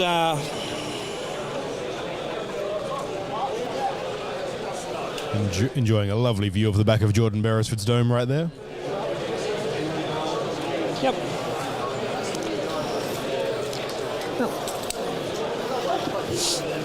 Okay, and that's unfortunately what happens to him.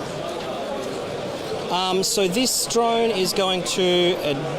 he's just going to make way back here to stop the guy coming behind. So he's going to advance. 4, going 14, needing to end somewhere like here because the knight is so big. Yeah, he's got plenty of movement to just stop it. So he's just going to end somewhere like there. This guy's going to advance, rolling a 4, going 14.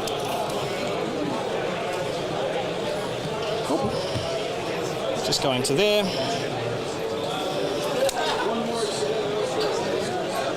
He's going to advance as well, the one I just touched. 5, going 15.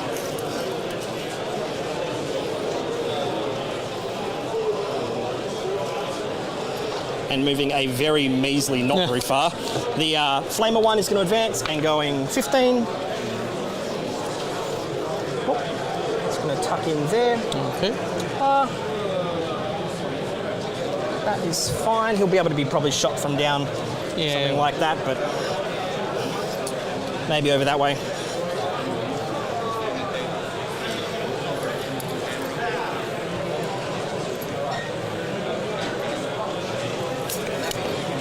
So he's just going to,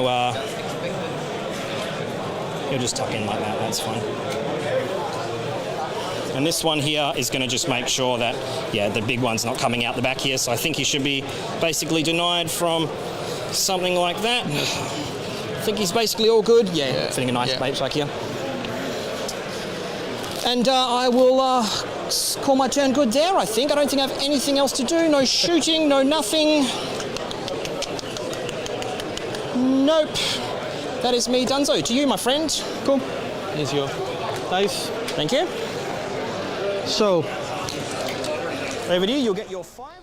All right, so quite similarly to the turn 1 for the Knights, this was indeed a more of a staging turn, a very quick one from the Death Guard as well. Yeah, both moving a of few them. things up and getting ready for the future turns. So just scoring, I believe. He scored 5 points for the primary. Because you only score in supply drop, you only score the No Man's Land objective. Exactly. The home objective means very little aside from secondaries. And in this case for Jordan, it doesn't matter anything at all. When you draw extend battle lines, so both of them are sticky already, so you won't care also. Exactly, yeah. All right, we can hear them talking about it now as well. Yep. it's going to be tricky. So overwhelming, and what was the other one, sorry? And defend. And defend. Defend. Oh, yeah. Redraw it again. Nice. Yeah. We need to do some movement. I need to start bringing stuff over. Makes sense. That guy. So let's see.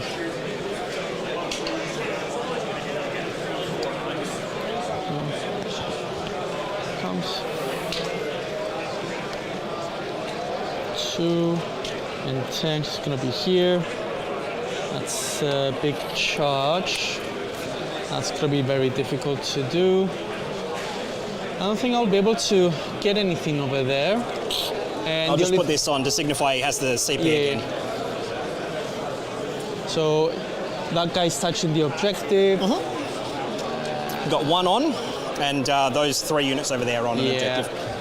I mean, that guy could try and come close, and then he's gonna be dead. Well, yeah.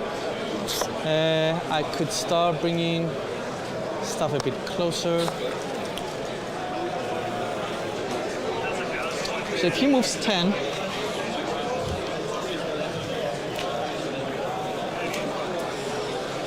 he's gonna be dead, but we need to do something. So if he moves 10, he should be touching here, so he should be able to see. And he can give it a shot, some indirect, and then does he have fight first? No, he does not have fight first. He doesn't have fight first. Okay. Okay, and then if this guy moves his 12, it's gonna be here, and so he's more than 12, so he will need to advance to take some shots, but he won't be able to. Oh, hold on. I can see that guy though. This guy? Yeah. Oh, he's behind the terrain. Yes, right? yes, behind the terrain. He's not on the terrain piece. Yeah. So I'm not going to be able to. I was going to say the angle is very, very sharp. Yeah. If we can reach him. But if I advance him, he needs to be within 12. He should be within 12. If he's barely within 12. And that's without an advance or with an advance? Without an advance, I think. But even if 12 is there, so it'd have to be an advance, right? Yeah. Anyways, if he advances, even if he doesn't, he's not going to be able to charge. He can't see at the guy over here. All right, I think we're going to go for it. We're going to go for it? Okay, so first of all, this guy? This guy is going to move his 10. Yep. Can he reach the... Sorry, just one moment before he moves. He's going 10, right? Yeah. Okay, so you'll be able to reach, but not super far. Sure. So I think you can probably touch the very edge here. Yeah. But not this side. Yeah. So yeah, he should be able to 10. Yep. Touch the very edge of that terrain, please. Okay.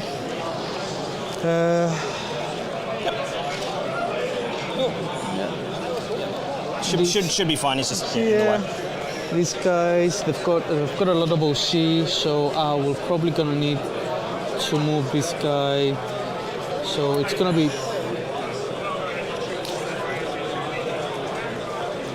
4. And another 10. He's gonna be on the objective. Lovely. Okay.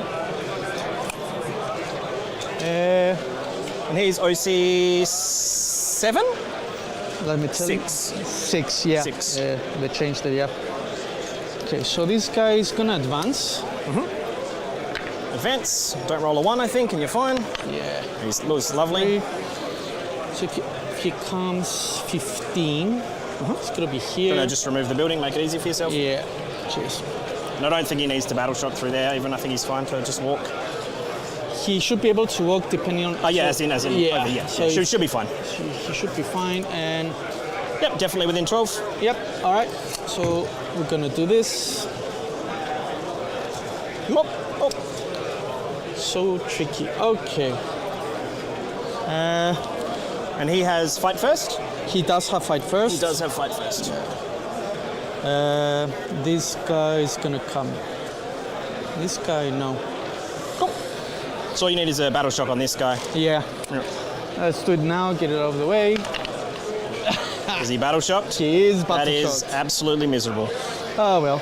Can you put a token there, please? Sure. That's pretty big for me, actually. Yeah. Yeah. Okay. So what do I want to do with this guy? You're gonna try and move this side. I could have him on the objective, but this guy can come on the objective. Okay, this guy is gonna come and touch the objective. Lovely. Gonna shoot his guns into the air like he's out of a movie. Is he touching? Can you double check, please? Sorry? Actually, no, hold on. I'm pretty sure you can absolutely move him up if you want there, man. We'll just put him like so. Sure. So he can see out? So, yeah. Is there any particular reason to see out, or just because he wants to? Just to hold here. Not right now, but he will need to see next round. Sure. So yeah, he can't always just jump every turn, right? No, it would be pretty nice, good. but very good. And these guys will need to be able to see next round. I will be. So if I advance him, no. Does he have an assault on all of his guns, or is it just like one or two? No, both. It's only 2 guns. Yeah.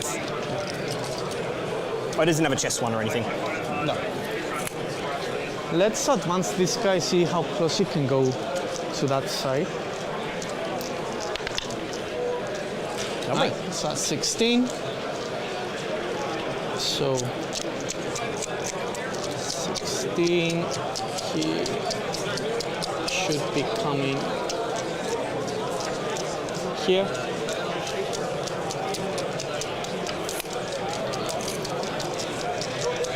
If I just have a look at the stat line of his guns. Sure. Starting with one minus The damage. Atropos? Yeah, I know he's pretty swingy, but I just want to look at his. He is very swingy, but he's got 2 profiles, high and low intensity. Oh, and he has assault as a rule, or? No, it's the enhancement. The enhancement. Yeah. Okay. The enhancement that gives him 4 fight damage. first. Yeah, it gives him. Sustained hit ones, 14, 3, 4. And then the singularity cannon. Blast. So you can do it. Yeah, all good. Lovely. This guy's just gonna come here. And that's the. Hold on. Can bring guys here at the back. You can bring guys here. I need to contagion them if I want to do straight within 6. Yeah. So that's the end of the movement. Lovely. Beginning of. Free sticky strat? Yeah. Beginning of shit. What's the OC on these guys? Just 1. Just 1. And the Demon Prince? 3. So all of these like vehicles and stuff are 3. All right. They're all 1. The Plague Marines are 2. Sorry, yeah. Before the end of the movement. Yes. That guy gives mortals on a 3-up. To the 9? 6 inches, so it should be just the Rhino. Sure. Yeah. And then visible battle shock. Do you want to give that to someone? Yeah. Let's see. Nice. Okay. And how many mortals is it? The 3. That's a total of 3 to the Rhino. Yeah. The Rhino down to 7. Okay. Lovely. And who's within range of the aura? Absolutely in range of the other dude. Oh, this guy can get. This guy gets a battle shock as well because he's he does? within 9. Within 9. Cool. 3 let's plus. do that as well. So that's more important, actually. Yeah. And how many mortals does he take? 3. Down to 7 as well. Okay. It's really just 1, right? Because it's 3 damage gun. So you just need to do 1. Yeah, nice. Sure. And can you give me a battle shock on that guy? This guy? Yeah, with -1 leadership, please. He's leadership 6, so he's fine. Okay. Oh, sorry, I roll it in the tray, but I'll roll it again in the tray just for everyone. No, it's okay. Yes, he fails. All right, let's start. Let's start the shooting. The Abominant is going to shoot everything into the drone. To the drone. For overwhelming. Yep, fair enough. Yep. So that's a total of 12 attacks. That's 4, 8, 12. 40K players, 3 hours left in the round. You have 3 hours left in the round. So, hitting on 3s. Okay. These 3 go out. Yeah, not bad. What's your toughness? 9. 9. So wounding on 3s. Yeah. 6 of devs. Yeah. Any devs? So 2 devs and 4 saves? 4 saves, please. You do get him? Does he explode? Nope. Okay. It's a rough one for him. And this guy is gonna shoot everything into your Demon Prince. Sure. I will do the minus damage. It's going to cost me 1 CP because of the free one from the Demon Prince. So go ahead. So we're going with the high intensity shots. Is that the D6 one first? The D6, yep. Far away. So let's see how many. 6. Okay. And what, 3s? 3s goes down to 2s. Oh, so he's a because he's a monster. Yeah, 2s. So 4, 6 on 2s with sustain. Oh, that is a very good roll. And your toughness 12 now, Yep, right? so 3s. So 3s. And you roll a very... That's AP 4. AP 3? Sorry, it AP doesn't 3. matter. He's AP got a 3 4 damage up 4, involved. yeah. 4 up involved anyway. Okay. So he fails 1, 4 damage, goes down to 3 because of the minus damage. He takes 2 damage. Nice. Next one. Next one is the... It's D3 shots. We'll do the hazardous. Sure. Because why not? One shot. Hitting on a 2. Oh. Nah. He's got 8 wounds with a feel no pain, like a... He's not going to die. And I'll need... You know what? I'll do the CP reroll. Sure. Why not? Yeah, might as well. I should have the Got plenty, CP. Yeah. So... Hits. All right. And winning on a 3. T12. Yep. Wounds, 4 up invul. Fine. Yeah. And the hazardous? Yeah. Lovely. He's all right. So... Charges... So you got the overwhelming, that's not too bad. I've got the overwhelming. You need a monster charge to hit him. Yeah. I actually think it might be impossible even. It should be, well...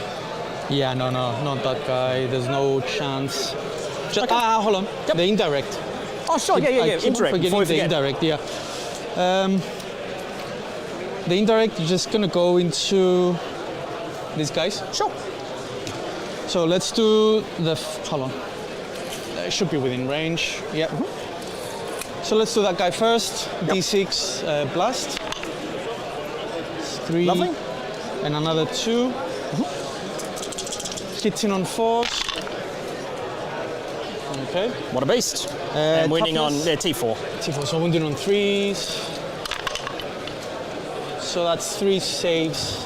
Cool, they will have cover if this is no IP. I believe it's no IP. 6s? Nope.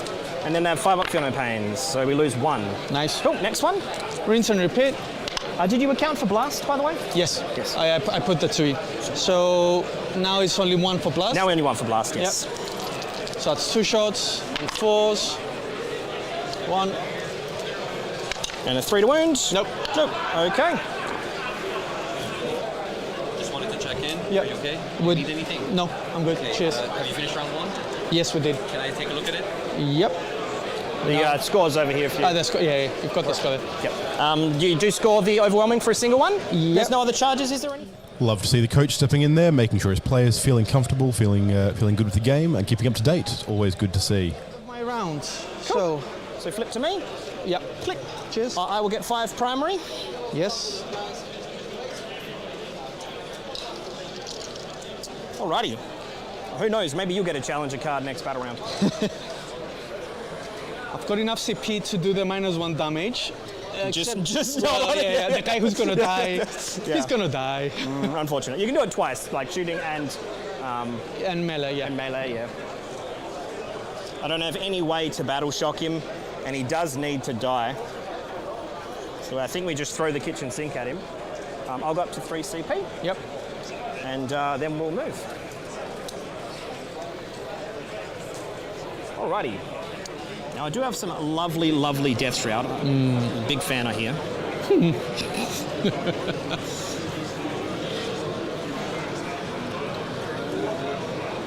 How many attacks does he actually have? Is it just a claw? So it's got Just a claw.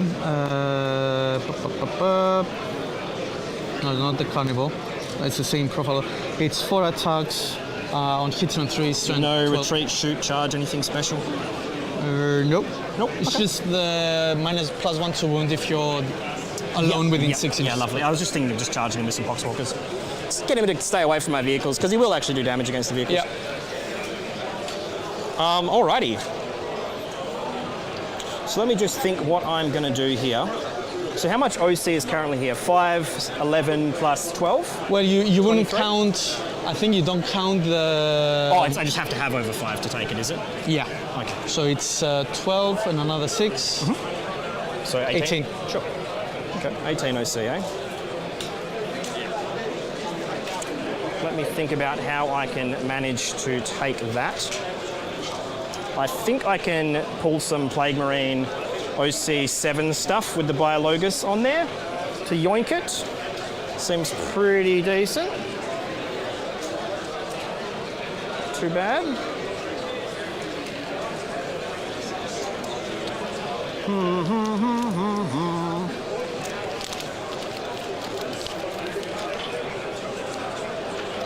Let me think here for a moment.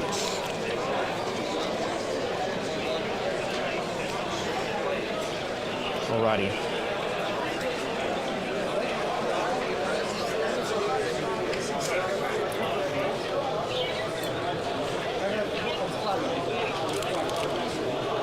Oh, sorry.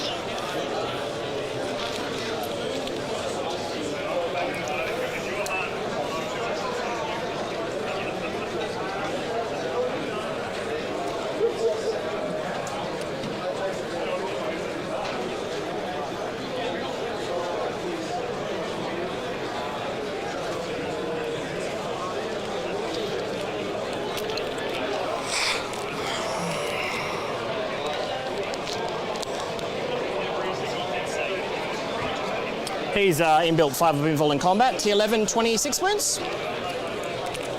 Hold on. T11. 28. 28 wounds. Sorry, yeah, 28 wounds. And 5 of invul always, doesn't he? Yeah, it's the only one. Yep, fair enough. And he has fights first, eh? Yeah. All right. And how many attacks has he got in combat with his 4 damage profile? 6. 6. Or 12. Or 12 at terrible profile. Yeah. I mean, yeah. And he gets +1 hit against monsters and vehicles in combat as well, doesn't he?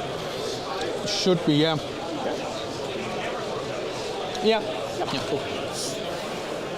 Just double check. All right.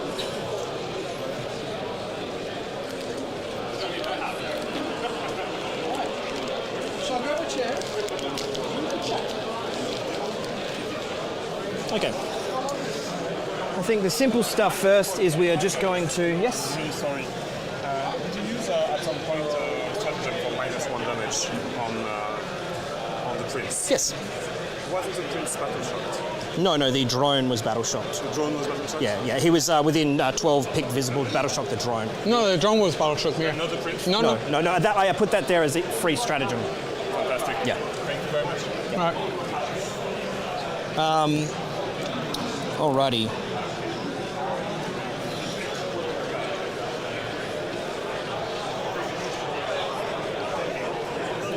Any teams watching out for you at least?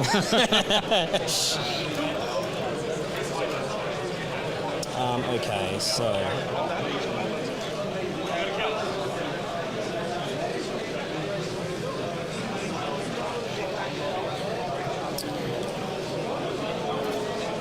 Sorry, as I kept knocking around.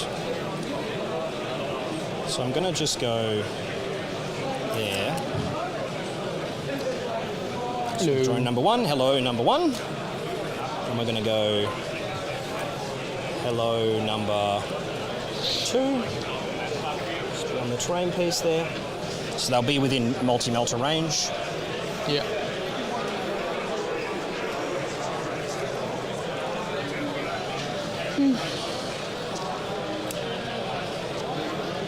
These guys are just going to move outside the wall here.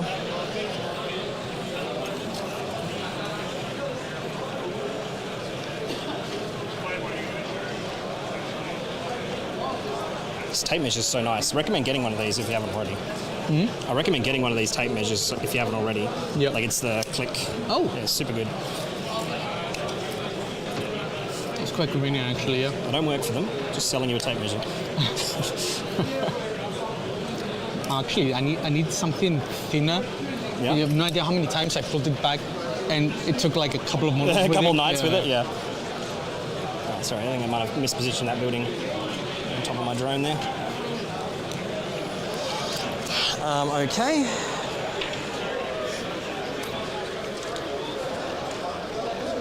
So that's fine there. Next of all, we're going to go with this one. I'm just going to be visible to his arm here. So I'm just going to put this drone kind of there. Just along that wall. Be within 12 and just shoot him with the flamer, but I'll sit here just so the knight can't walk through the wall if I don't kill him.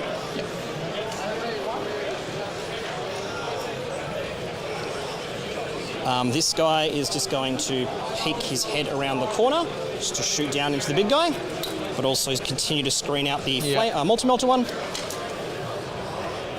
This guy here is going to do the same thing. He's just going to pop his head up here to shoot the knight.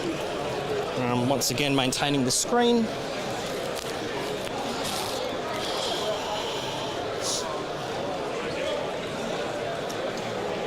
These poxwalkers will come this way. Just a very slow move. 4.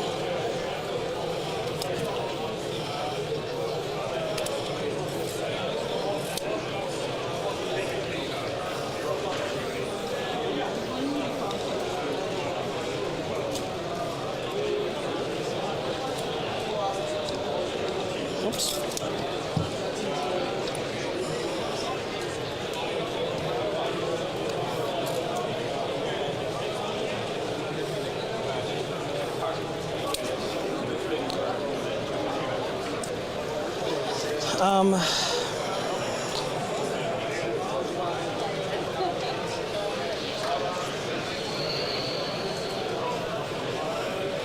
I'll just put the drone here, maintain the screen.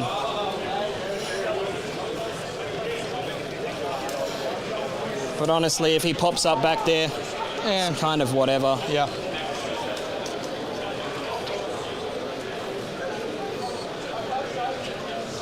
So he'll just go over to here, and he'll just flame him. Just be within 12, with some flamers. Yep, and then stay there. Alrighty, big stuff. Plague Marines, we've got the Demon Prince left, and they've got a bunch of reserves. So I'll do the Plague Marines.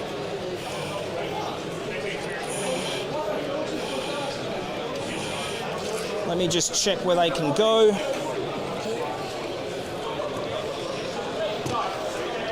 Oh, he's with 18, isn't it? Yeah. He's within 18. He's within 18. Cool. The back one can't be. That's fine. The others will be within 18. Okay. The Plague Marines.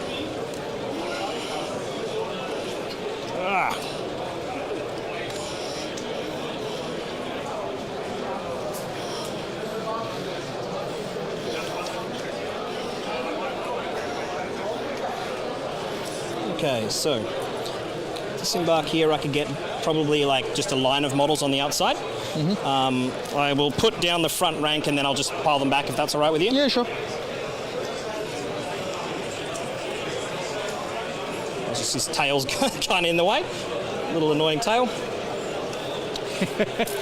Oh god, that tail, man.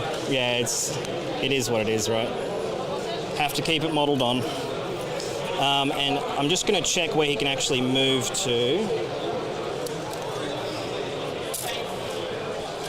So he won't be able to hit basically anything in terms of these in contagion. It'll just be the big ones.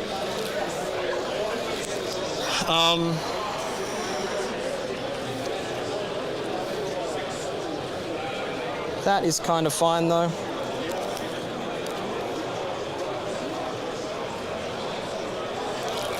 Oops.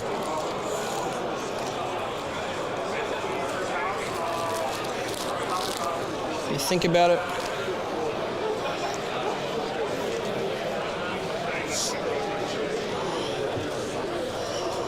The alternative is he's there. No. So I'm gonna.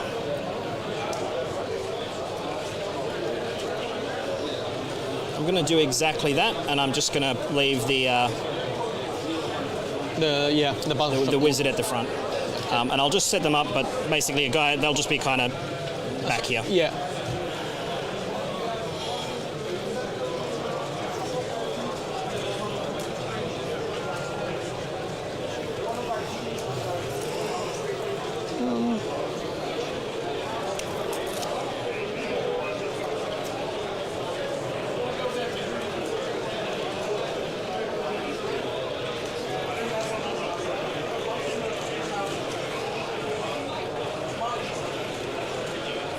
Alternatively, I just go this way with them.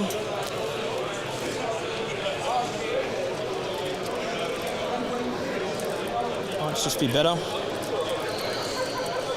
Yeah. So I'll put it so they can charge both. So I'll just put one model basically sitting back over here. So him from the edge, he'd be a little bit further back because he'd have to be placed basically here, and then 5 on top would be like somewhere around here. Okay. It's going to be a... Yep, just check the charge for me. 7-inch charge. 7-inch charge, yeah. Or inside 7? 8, I think. Inside 7, is it, or inside 8? Yeah, inside 8, so it'll be a 7-inch charge. Yep.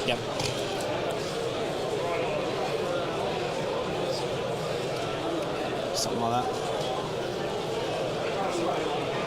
Really matters, they'll just be a little bit further back. Alrighty. And the Prince is just going to end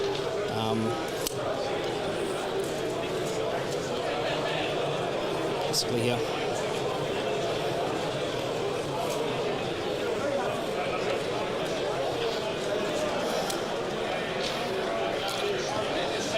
The Rhino.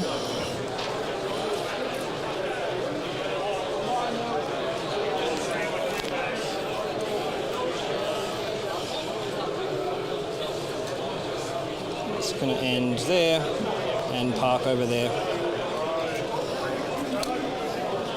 Cool, and then reserves. We're going to bring in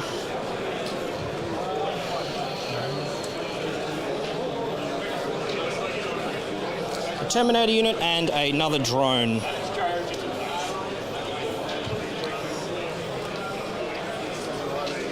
This will be the extra attacks and devastating wound character.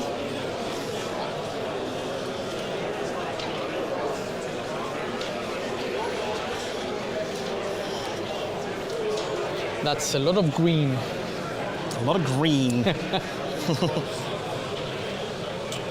Now, where can you actually shoot from? So, no. I think it might be this line on the ceiling. Yep. So it looks like it's something along just sitting here. This means you've got both options. So he will come in there.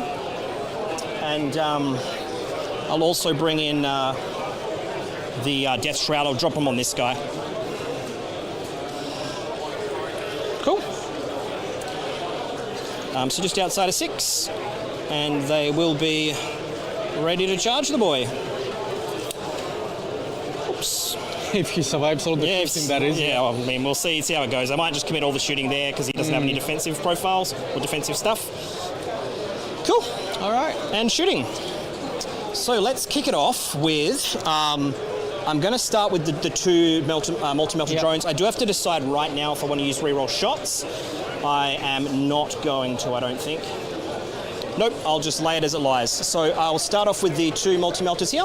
Into this guy? Yep. Everything is going to be into this guy. Just give it, he's going to shoot that. You know what? Yeah, definitely. There's going to be a lot of shooting. I'm going to spend the 260 for, Yeah, definitely. For the -1 damage, though on the multi-melter doesn't make that much of a difference. But I'll tell you what, I'll go from from right to left. I'll go the flamer first. Sure. Just makes it easy. 8 shots. 2, 4, 7, 8 shots. He's wounding on 5s because you're -1 toughness. He's strength 6. 1 wound at -2, 1 damage. What's the AP? Sorry? What's the AP? -2 ignores cover, 1 damage from the flamer. Yeah, he's fine. Okay. Love and life. The multi-melter drone gets 2 hits, +1 hit and wound versus monsters and vehicles. Gets 1 wound from the multi-melter. Nope. He takes 8 -1, 7 damage. Oof. So I'm down to 21. Down to 21, yes. Yeah. And the missile next. It hits, doesn't have lethals, it doesn't wound. And the spit gun, spit, hits 2 of them. Strength 5, so he's wounding on 5s because +1 wound. 1 wound at -1 save. You will not have cover from that drone. 4 up. Yep, loves it. Just nothing. The next hauler doing the exact same thing. Multi-melter first. One hit and wounding on 4s. It does wound. Invol. Hey, loves it. And the missile. It hits and it wounds. It's -3.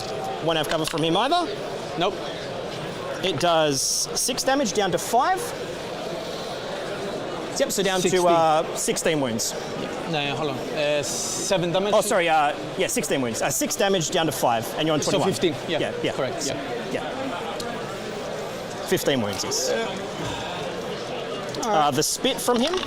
1 lethal hit from the spit, and 1 hit, and both wound. -1. No cover from him. One's good. Loves both. Plus all the terrible shots. Yeah, let the multi-melters in. Yeah. Drone number 1, he has -1 to hit. Yeah. Number of shots, D6 plus 2, 7 shots. 3, 6, 7. 1 lethal hit and hits like an absolute god. Strength 10, you are -1 toughness, so he's winning on 4s. Yeah. 3 wounds at -3, 3 damage. Takes so 4 damage total. Yeah, so that's down to 11. Down to 11. The next drone back here. Oh, sorry, I'll go this one because he only has 1 target. Yeah. Him into him.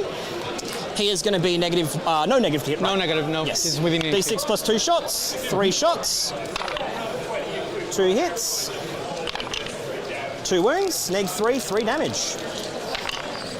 So he's fine on both. Next drone, same target into him. That should be -1. Yep, he will be -1. Here's 8 shots. All right. Rolling very well on the shots, aren't I? 3, 6, 7, 8. And they're hitting on 4s. That's more like it. And wounding on 4s. 1 wound at -3, 3 damage. Love and life. Okay, next we'll start off with him because he's only got 1 target. Flamers into the big boy. 3 shots total, wounding on 5s. 1 wound at -2, ignores cover. Nope. Takes it. 1. Yep. I'll start with the next 3 Death Shroud into him. 26. I think they got 26 or something. So he's down to 25.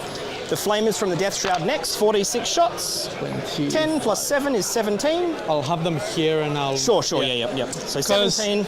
There's no point going over again and again and again, yeah. You gotta be... Yeah, 17 shots from the Death Shroud. They're going to just be wounding on 6s. 3, 6, 9, 12, 15, 16, 17. Okay. 5 wounds at -1, ignores cover. -1 save, that is, not AP. 4. Okay, takes 4 damage, Oh, yeah. God. Okay. So I'm down to 21. 21. Lovely, that's them done. We've got next the, how many wounds is this guy on? 11? 11, yeah. Yes, let's go with the Demon Prince into him. Sure. 3 shots from the Demon Prince. Hitting on 2s and wounding on 6s, nothing. I will spend a CP from the Plague Marines. They're going to put all of their guns into the big guy. Okay. They're all within range. Yep. They get full reroll to hit and wound because you're inside contagion range. So let's go with them. I will... Yeah, I'll just do everything into him. Yeah. Okay, I'll start with the plasma. He's -1 damage, isn't he? So I'm not going to overcharge the plasmas. I will overcharge the wizard. So the plasmas, 5s, crit and sustained. I'm just going to fish for the 5s.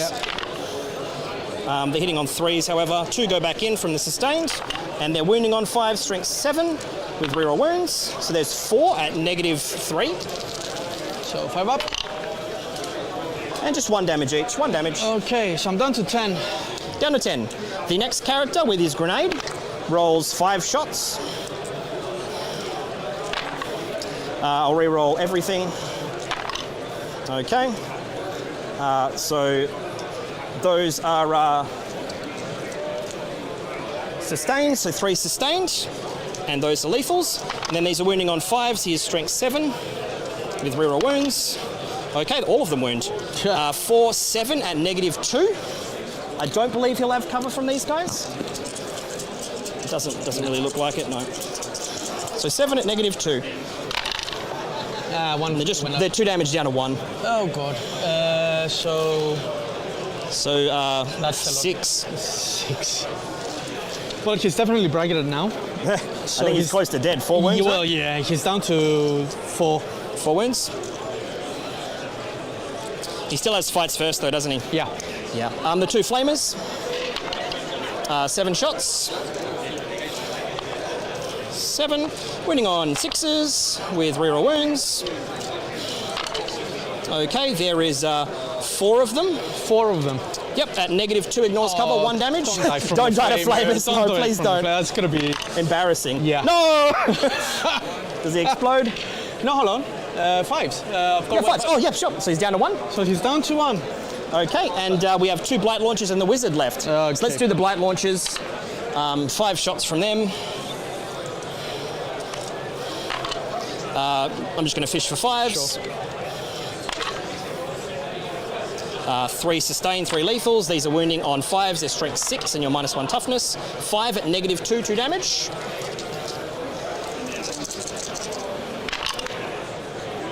He did. Down he goes. Does he explode? Well, is it worth?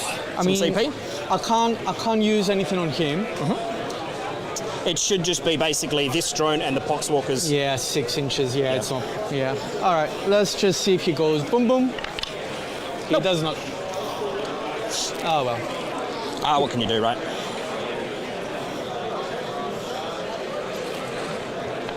Alrighty. Next we have the Rhino. He's the last shooting unit I have. The Hazardous on the Wizard because he did overcharge. He's fine. The Rhino into the big boy. Yep. The Storm Bolters, the Plague Storm Bolters with lethal hits. Very nice. 2 wounds at -1 save. I don't believe he'll have cover from the Rhino. He does actually, yes. So just normal save. 1 goes 1 wound. 1. So I'm down to 20. And the Havoc, 3 shots. Hits all, winning on 6s, wounds none. Okay. Alrighty. Charges. Yep. Poxwalkers will charge that Stalker. Yep. With a 10. Yeah, you're in. Okay, I think they're definitely in. I'll just come around. So you needed an 8 or something, yep. You've already got overwhelming, don't you?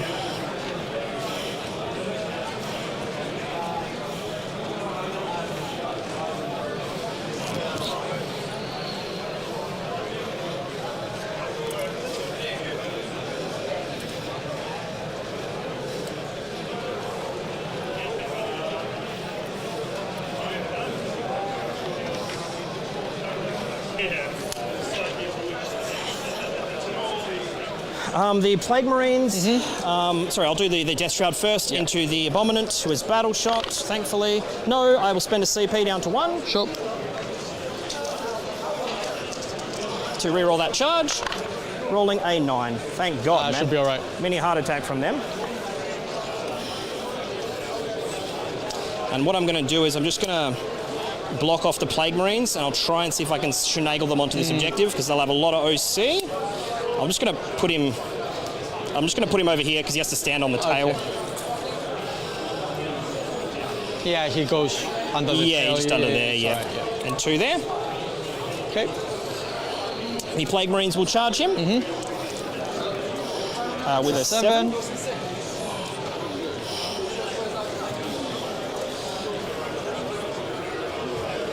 Should have sticky that objective. Oh, that is sticky. Yeah, you sticky it, didn't you? Hold on. Stick, yeah.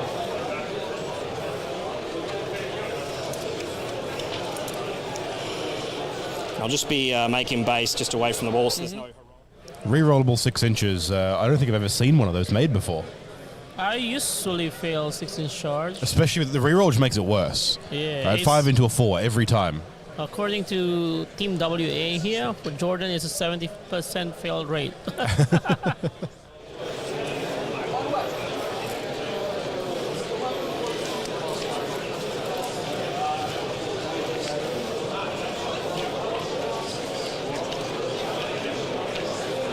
I'll just see if I can get that objective as well. Just put a model there. Model there. go there.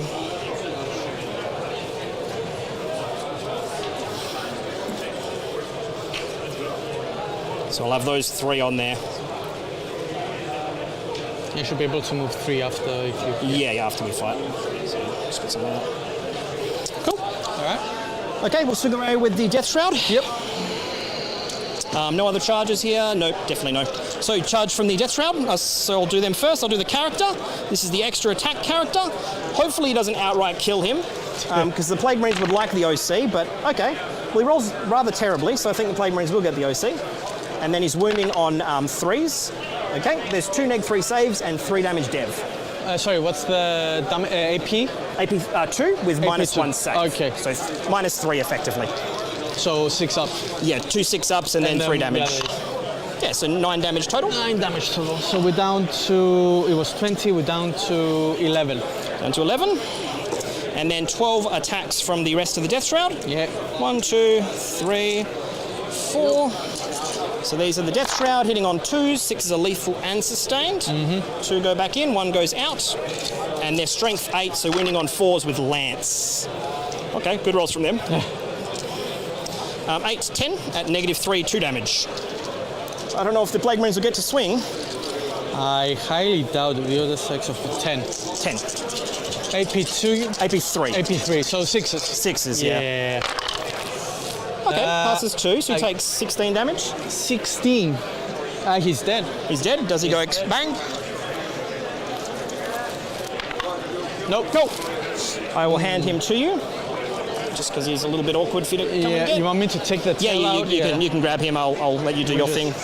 The Death Shroud are staying where they are. The Plague Marines will Let's do this. fight, and they'll just pile onto the middle objective there. Okay. All right, that's pretty massive right there. Dropping 2 knights in a turn, setting up a full Plague Marine screen across that middle objective. If you were the Death Guard player here, Laurence, how are you feeling? I feel good already because now you will just be dealing with 3 bigs and 2 small. Even the small warder there is also wrapped with oh yeah, bottom left there, Poxy's wrapping up that War Dog. So effectively, there are only 4 units that would be mobile. So that's true. It's a big advantage already for Death Guard because, as we said, he's also going second. And does he still have a unit of Death Shroud in reserve? He still have a unit of Death Shroud in reserve. So he can almost try that same trick again. Yes. Yeah, that was pretty wild. Yep.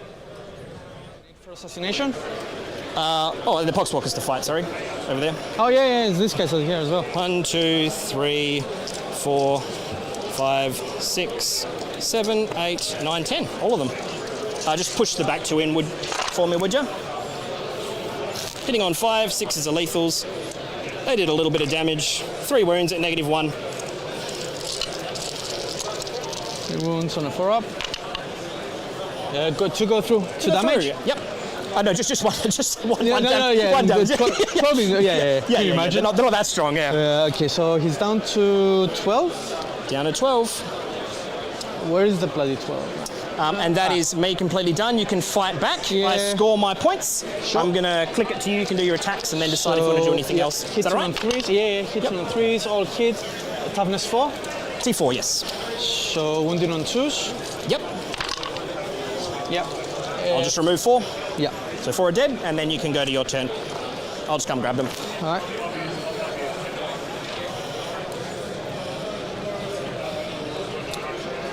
Okay. So, am I right that you got 8 for assassination and 12 for bring it down? Yes, 20 points I should have. All right. So, going into round 3. Round 3, it is 35 to 22. You will have a challenge. Yeah. Card, yes. So I go to 3 CP. And you also get defend. Yes. Hold on. It's 25 to 35. Yeah, correct. You'll get your points from this objective.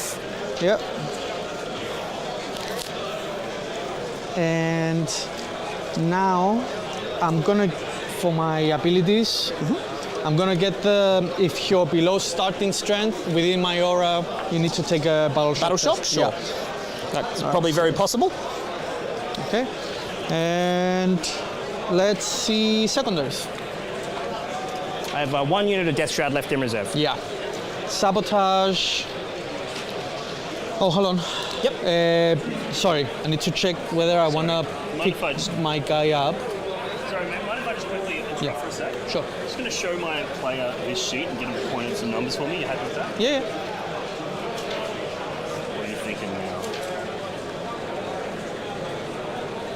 You can click it. So let's touch screen. What do you want? Fit here. No. If you can pull that off, you'll save it back. So. Really? Unless I bring him. I want to bring him there. Trending up, trending down. We do have some movement happening here from the Chaos Knights, coming back from a big loss there. Those are all there. Oh, sorry, these ones here. Okay. Coming back from a big loss of 2 knights just on there. Now, Laurence did point out something. Oh, sorry, Adam, one of the other coaches, pointed out something interesting here, which is that he's still not completely out of it. If you can bring the 2 abominants forward and clear a lot of space quickly, dropping a couple of drones, the Plague Marines, and like taking chunks out of the Death Shroud. Yes, Jordan has another unit Death Shroud left, so he can do the same thing again, but he'll also be running out of pieces to reliably put damage on in the shooting phase. And sometimes you just need both of them to be able to commit to bringing a big knight down. I got a little dice for him.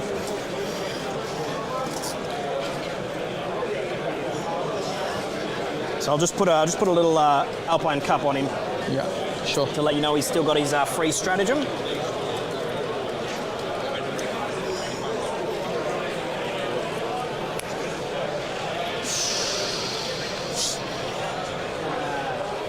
I'm just going to go throw this in the bin. Yeah, man. Yeah.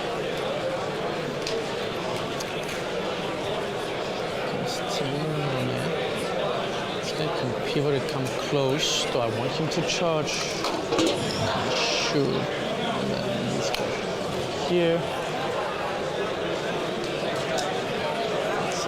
Alrighty, so while they're doing figuring out their movement, their secondaries, let's have a bit of a summary of how the game is going so far. It is currently 30-35. There's still currently a 10-10 here. Yes, currently 10-10. Death Guard and Chaos Knights, both of which scoring their secondaries pretty well.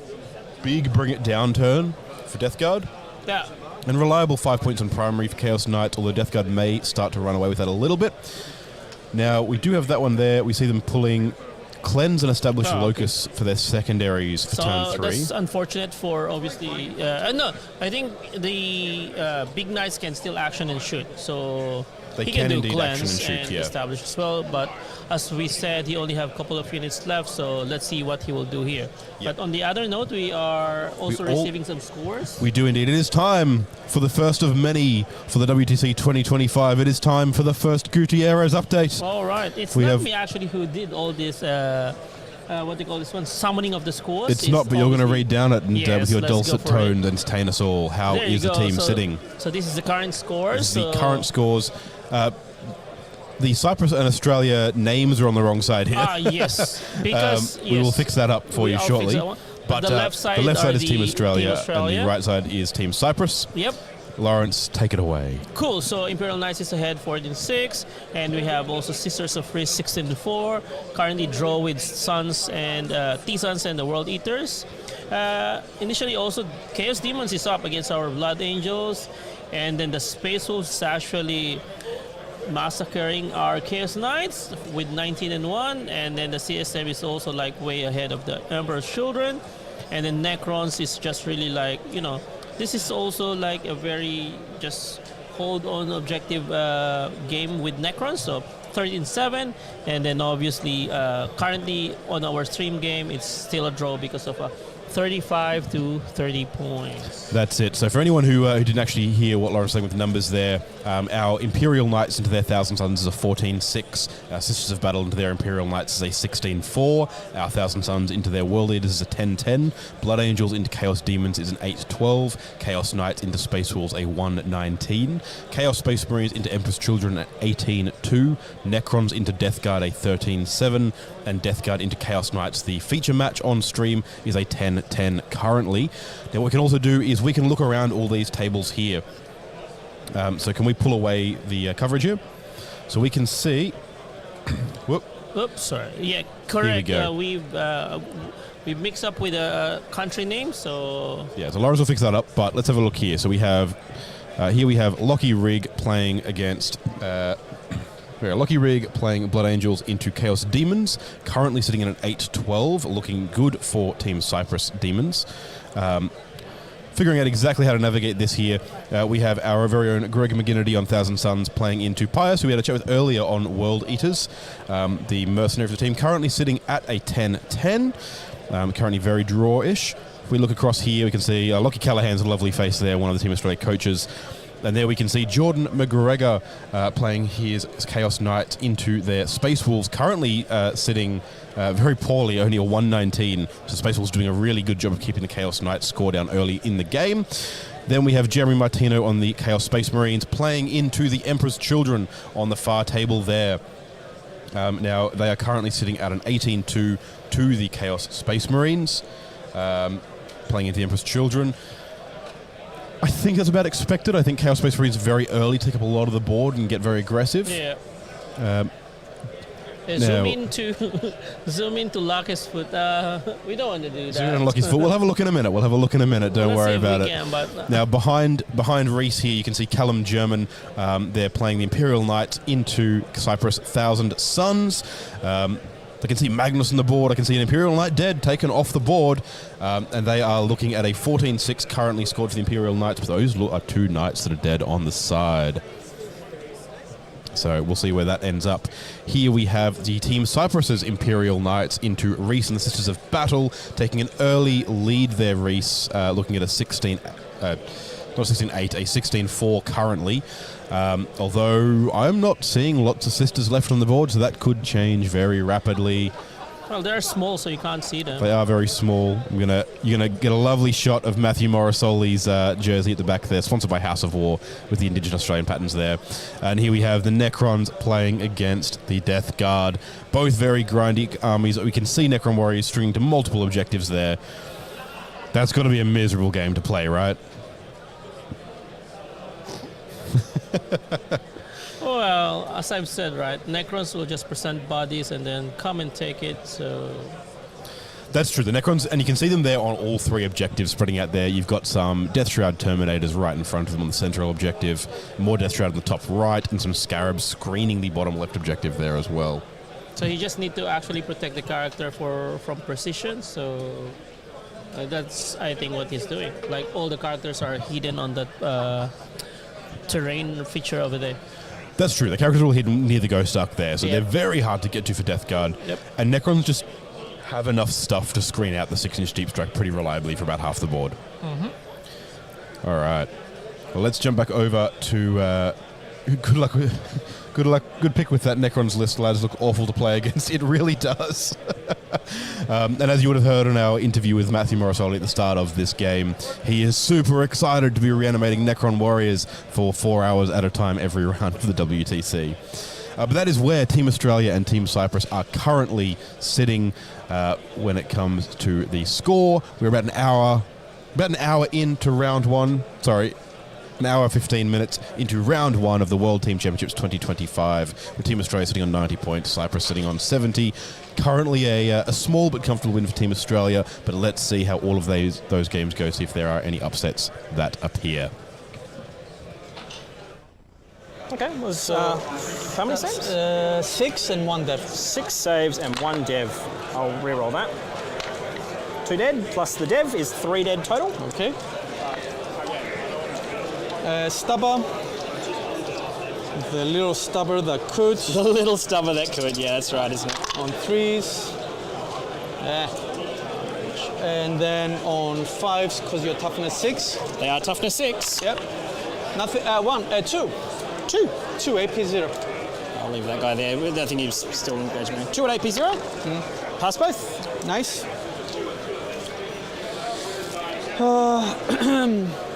This guy is going to do the same. Lovely. 6. Just everything into them? Yep. And another 6. How many CP you've got? 2. 2 and a free one. And a free one. They're battle shots, so. Yeah. No, I'm just thinking what's going to happen next. Sure. Yeah. So, 3s. Oof. Oof. Not very good, is he? Nope. This is the top of 3. 3. So no one scored in 3 so far? Ah, hold on. Oh, yeah, he scored 5 points. Okay, so I'll remove 5 and I'll just count without Jordan. 5 just so I know where I stand. Oh, yes. We forgot the challenger Oh, card. challenge card. Yeah, draw the challenger card. There is a challenger card, Where's yes. the cards for the challenger? Oh, yes, sorry. We talked about it and we didn't draw it. And then we just... There we go, challenger card. This is what happens when you're live. Yeah. Mistakes are made. Okay, where are the challenger cards? I think those are those ones. No, Nope, twists. no, that's twists. Primary. Nope. Sorry, these aren't my cards. So Gotta love the there weird. we go. There we go. Gotta love the weird Challenger cards. The weird shapes. Yep. Let's see if it changes anything. You can keep going here, obviously, if it doesn't. But... and 1 or more units destroyed. Oh, okay. easy. Yeah. Well, just play the game. Sounds good. Yeah. It sounds pretty good. Yeah. And what was that one called? Sorry. So, what's the card called? Pivotal moment. Pivotal moment. So these were the hits. Yep. And winning on twos. Let me do the wounds. 3 saves. 3 saves and 1 death.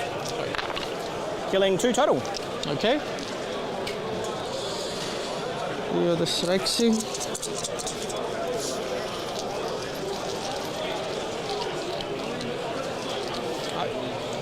And the stubber, a bit better, but it's a stubber. 2 saves. Yeah. They're fun. All right. Got a carnivore and a big boy. Yeah, and this guy as well. The big boy now. The big boy. Just thinking, is it worth it? No, because I want to charge somehow. I don't think he's going to charge anything. No, I'm talking about. Oh, about that guy. Yeah. No. Yeah, he's. Yeah, a bit. That just would talked be. about he hates combat, and now he's like charging in. Can you imagine? Let's split fire. So the the melter. Yep. It's gonna go in here just because. Oh no, I can't do. What am I saying? I can't do the that. stalker or? No. This guy. Oh, this guy. Yeah. Sure. Yep. No, hold on. I can't shoot. You can only shoot in combat units you have. Also, I think they're blast, aren't they? No, but his vehicle, so I can shoot inside. Only into his combat. Huh? Only into his combat, as in this guy. This guy can shoot. Because they're not this guy vehicles. This guy cannot. I always get that confused. No, which is weird saying that on fine, WTC, but yeah, that's fine. So okay, the melta gun is not going to shoot. We're going to do. The big ones will shoot though. The one big one into this guy. Sure. The other one into this guy. Sure. So 1 into both. 1 into both. You greedy boy. Yeah. Well, yeah. And the rockets into him just to be on the safe side. Sure. So rockets, 1 melter, 1 melter. Yeah. Cool. So let's start with that guy. Yep. The one getting the rockets into him. Yep. 2d3. So 4. Okay. And these are 3s and 3s, right? 3s and what's the toughness? 9. It should be 3s, yeah. 3s and 3s. Yep. So 3s. Oh god. Oh, okay. Do you want to just leave it or do you want to use a reroll? I'm going to use one of the rerolls for the hit. Sure, yep. Hits and 3s to wound. 3s to wound. Yep. And he fails his save, roll your damage. 5 damage. Yep. Down to 5. And the missiles on top. And the missiles. Okay. Yeah, nice little hit. And Toughness 9, so 5s, right? Yeah. 2. Okay. 2. Not bad. I don't think he's going to have cover. I'll do some measurements afterwards, but I don't think he has cover. I don't think so. Definitely not. And he's not within 6. He's about an inch shy. So he will take 1. Neg 2, right? So he'll fail 1 save. 1. Okay. So 4 damage. Down to 1. Okay. Then Almost. into the other one. The other one. 2d3s. 4 shots. Again 4. Let's Perfectly hope this balanced. time he rolls somewhat good, yeah. Oh, come on, man. So he just rolled 7 misses with his melters. Wow, okay. Remind me not to split fire again. Don't split fire. Because obviously they can't handle it. Okay. And the save, he fails the save. That's 4 wounds. 4 wounds. That is for crying those are some out dice. Loud. Okay. This guy, the melta into this guys, and the indirect will try and flick off the last one. Yep, fair enough. You never know. Yeah, you never know. Make it lucky. Doubtful, but. You still got the carnivore as well. Yeah, with the indirect. So okay, let's do the 2 into them with the 4. 1 and 2's to kill. Yeah. Yep, So I'll just remove him. Yeah, Yep, okay. and the havoc. The havoc. 2 shots. 2 shots. 4s Make and 5s, them right? Count, boys. 1 hit. 1 hit. And 5s to wound. 5s. 1 wound. 3 up. Fun. The carnivore? Close but no cigar. Who would have direct line of sight if you wanted to shoot him? Yeah, I'm gonna go there. Sure, yeah. Makes sense. 6, nice. Exit on 3s. 5 hits. And 5 strings. 5s. 3. Wow, 4. Okay. Damn. I think he might actually die. Yep, he dies, yeah. By a significant margin. Does he explode? No. So we got this. Yep, you did get killer unit. You still got a charge as well, but... Yeah, so I've got the charge. Got 3. I'll put you down for the points on pivotal moment because you did get it. Let me just check with the charges. So if this guy moves here, I will try and get both to charge. So, yep, let's start with the carnivore. The carnivore, do you want to just check it before? Oh, I mean, it doesn't actually matter, right? Because he's got to go around anyway. So yeah, just do the carnivore, yeah. So, easy. Can you just? Yep, I'll just push him in. Yeah. As far as he can out go. of the way. Yep, so that's as far as he can go. So that's a 4 with another 2 to 3. So probably it's like a 6, 5 or a 6. Yeah. See what it is. We'll quickly measure it, roll it, and if it matters, you can check it. Yeah. 6. Okay. Let's check it. I'll let you do your thing, and I forgot the pace. So you are outside of 4, which means you need 2 inches of pivot, right? Yeah. So that should be. So if you go for, I mean, if I can go forward, I'm still in. I think it's fine. I think just push him forward for this way and you're fine. And if I kill them, I can move on the objective. Yep, so just, that's fine there, I don't think he bases, but I think he can get within an inch. Yeah, easy. So you just need to kill all the plague marines and then you can pile on. Let's do a tank shock. Tank shock? Oh, hold on, he's battle shock. Yeah. Never mind. Yep. Let's start with the carnivore. The carnivore, yep. Okay, 0, 4, 6 attacks, hits in on 3s with sustain. Yep, they got downgraded, sadly. Yep. So 3 go out. 1 goes in. 1 goes in. Okay. Lovely. And what strength? 12, so I'll be 2s. Yeah. I'll that's roll fine. this one. It was cocked. Okay. 4 at -3. -3, correct. Kills 4 of them. It's D6 plus 2, so. Yeah, they're 2 wounds. Yeah. 4 are dead.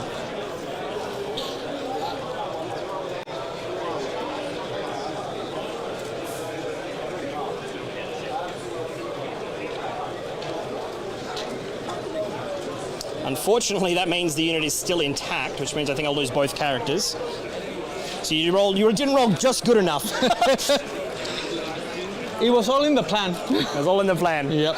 All right, let's see. Well, actually, it doesn't matter. You can pile into the character regardless. 3, so 6, 9 attacks on 3s with sustains. Maybe you could just roll terribly. No, he's rolled fantastically. Well, yeah, 4 additional, right? Yeah, 2 lost and 2 come in. And again on 2s. On 2s. I think it's how many? 9, 10. Yep. What strength is it? AP2. Strength 10. sorry? Strength 10, yeah. Oh, 10, so it would actually be winning on 3s. They're T6. Okay, sorry. Yeah, so that's fine. So 7 saves. 3, 6, 7, and what's the damage on this? 3. 3. AP2, damage 3. So we lose the Plague Marine, 1 character, 2 characters. Kill them to a man.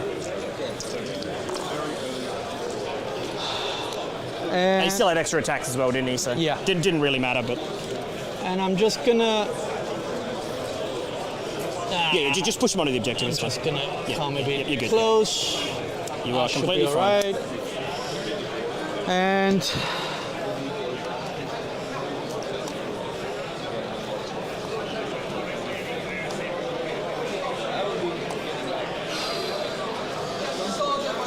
So I get 2 points for the cleanse. Yep, I'll just fight with those Poxwalkers. Yep. How many Poxwalkers have I got? 4. 4. 4? Okay. Okay, Poxwalkers. And They really want to kill that guy, there's right? 5 neg-1 saves on that Stalker. AP1? AP1. -1 save, yeah. Oh, takes God. 2. 3. 3. Damn, they'll get through him. He's down to 9. He wants to be a Poxwalker. Alright, and we have got how many attacks? 4 attacks. Yep. Let's see if we pick them up. So far so good. Yep, and 2s. Yeah. I will get you to roll your damage. If any are low, I'll take the Finopanes. It's D6 plus... Oh, yeah, sure. So if you roll a 1, I'll take the Finopanes. If not, I'm not going to bother. Alright, so first one. Dead. Dead. Dead. Dead. And... Now I roll good. 4. It's pretty good if he's alive, so I will roll it. Yeah, sure. He's dead. So all of mine are dead. Alright. Cool. So, 2 points on cleanse, 3 on the challenger, and I'm gonna discard established locus for the CP. Cool.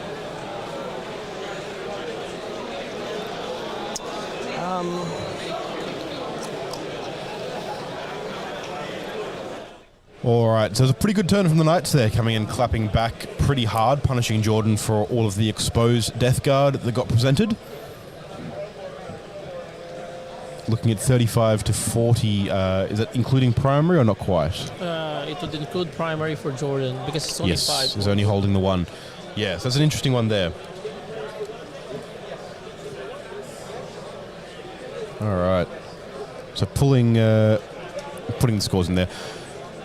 All right, so it's pretty good. Jordan's still got a lot of play here. He's still got all of his bloat drones still on the board. And I believe he still has a unit of Death Shroud at the top there. I will say, someone before asked, and I don't think I addressed it at the time, is that a lone Death Shroud in the top of the board there? No, it's in coherency with another one that's kind of hiding in the shadow of the building. Let's see if we can see that one. That is, I would just here. So this one here. Number 2. Number 2, yeah. There you go. Yeah, so as I look down here, you can see the Death Shroud sitting in the top corner here, largely untouched that turn, so they're in a very good spot to come forward and kill probably at least the Night Titan Armiger sitting in front of them there. Yeah. And you've still got the...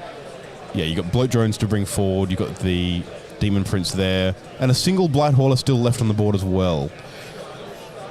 It's an interesting one. I suspect damage-wise, we're going to try and drop an Abominant and the Armiger here. He needs to clear out the middle.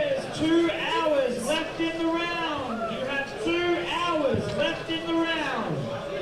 All right, rolling some battle shocks for him here as well.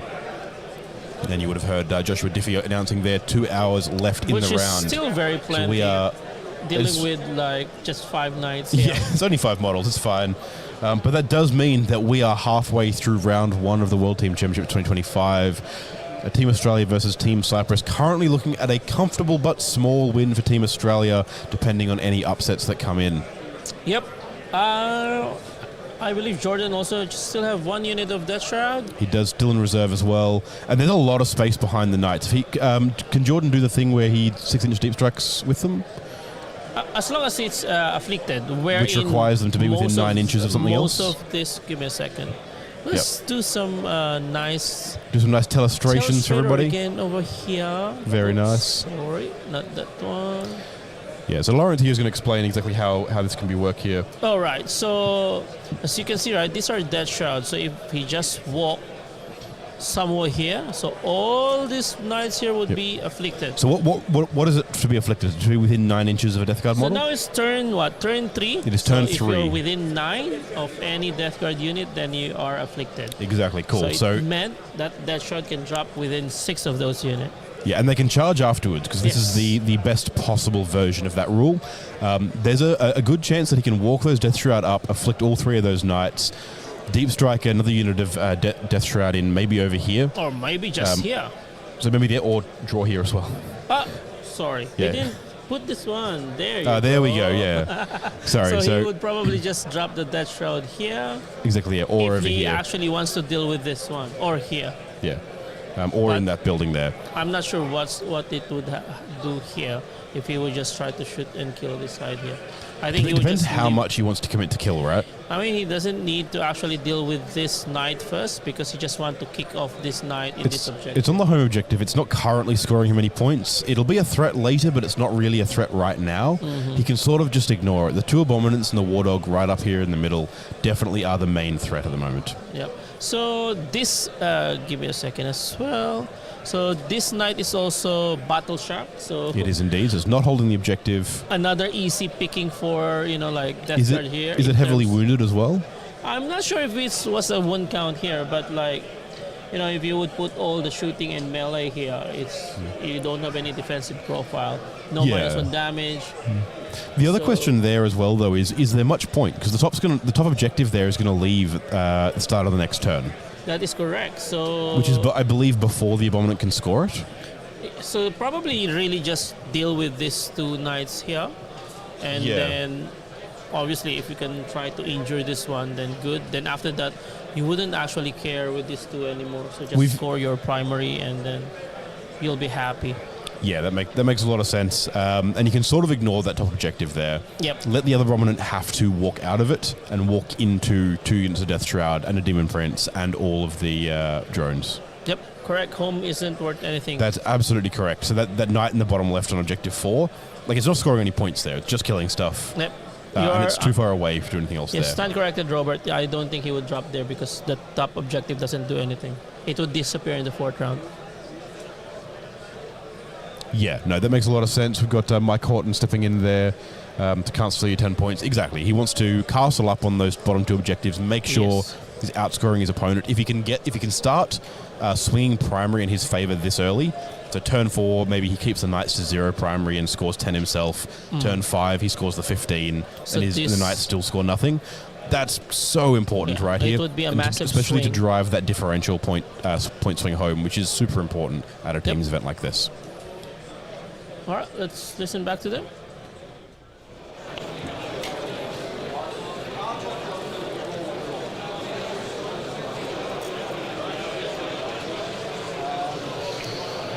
Cool. So they're basically all just going to shoot into this.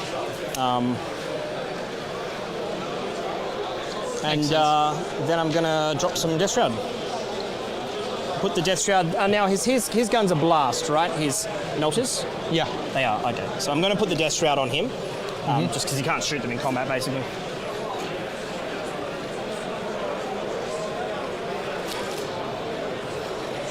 So just come over here. Yeah, sure. I'll get a 6 away.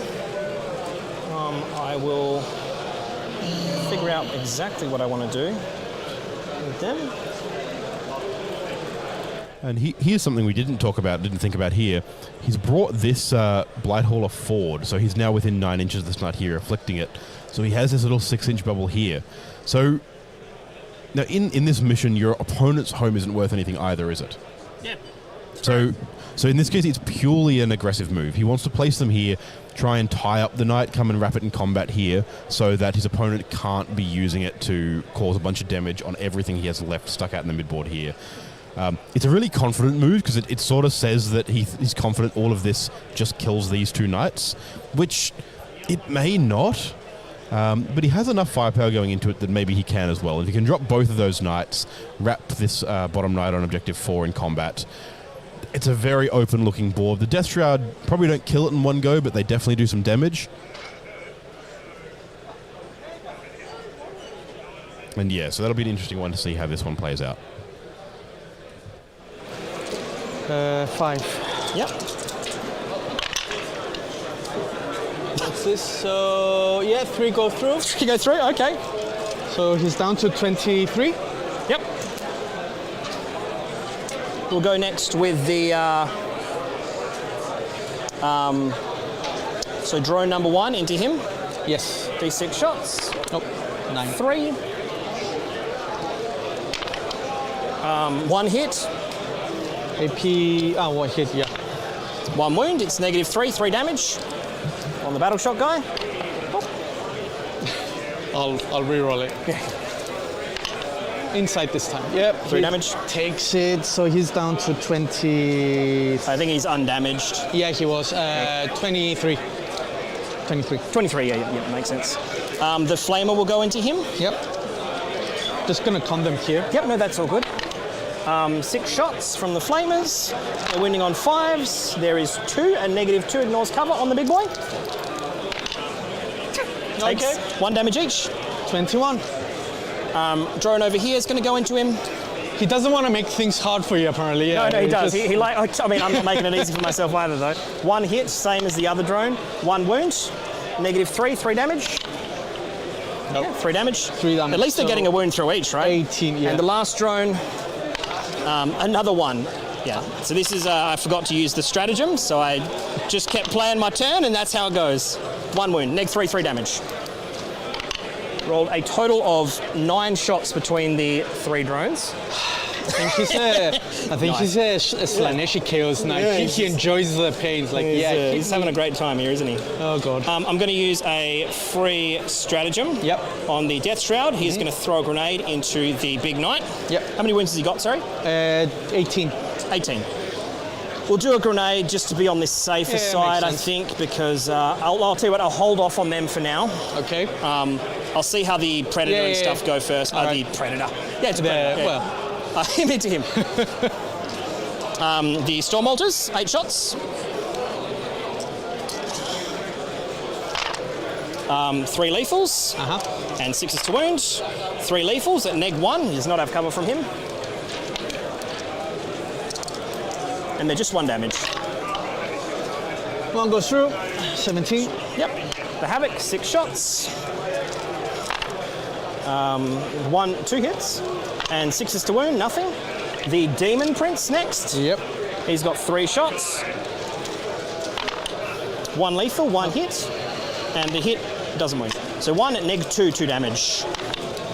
Yeah, 2 damage. 2 damage. 15. Down to 15? Yep. That is a manageable number. Yeah. I don't think I'm within 9 with this hauler. I am not, I don't think. Oh, I think I am actually. We're bottom of 3. Oh, definitely am now after I grab him. Pretty much next round, I'm not going to get in primary. Okay, so he is going to go into him. He is within 9, so he is in melter range. Yep. So the melter first. 1 lethal, that's it. Invul. It does 5 damage. Down to 10. The missile misses. And the spit. 2 hits. And wounding on 5s because he's +1 a wound. 1 and -1. He would have cover from this. He's fine.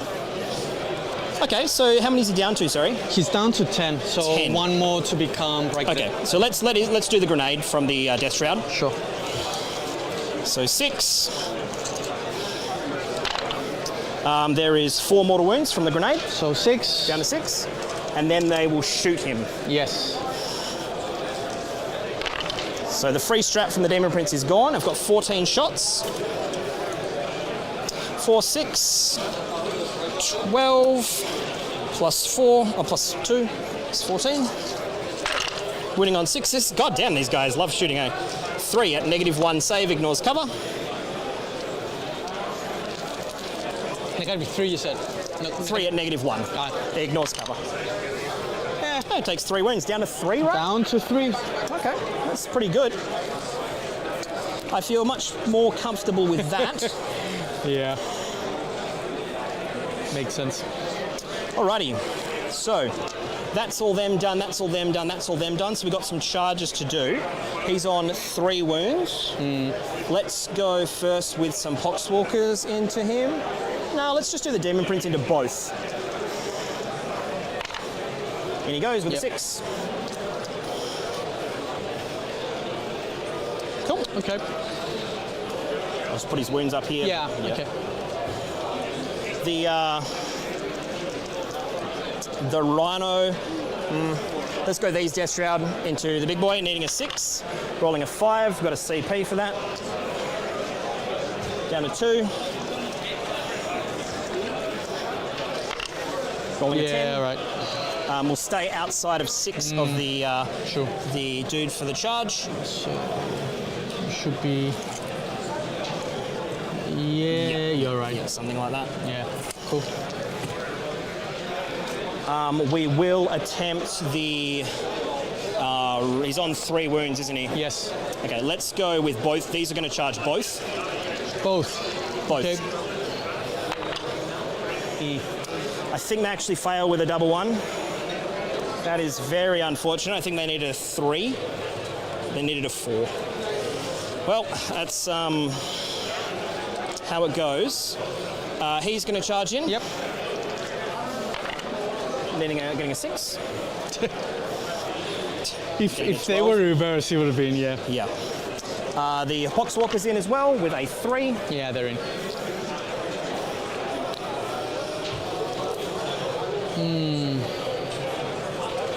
So they also roll an awful charge, but that's fine with them.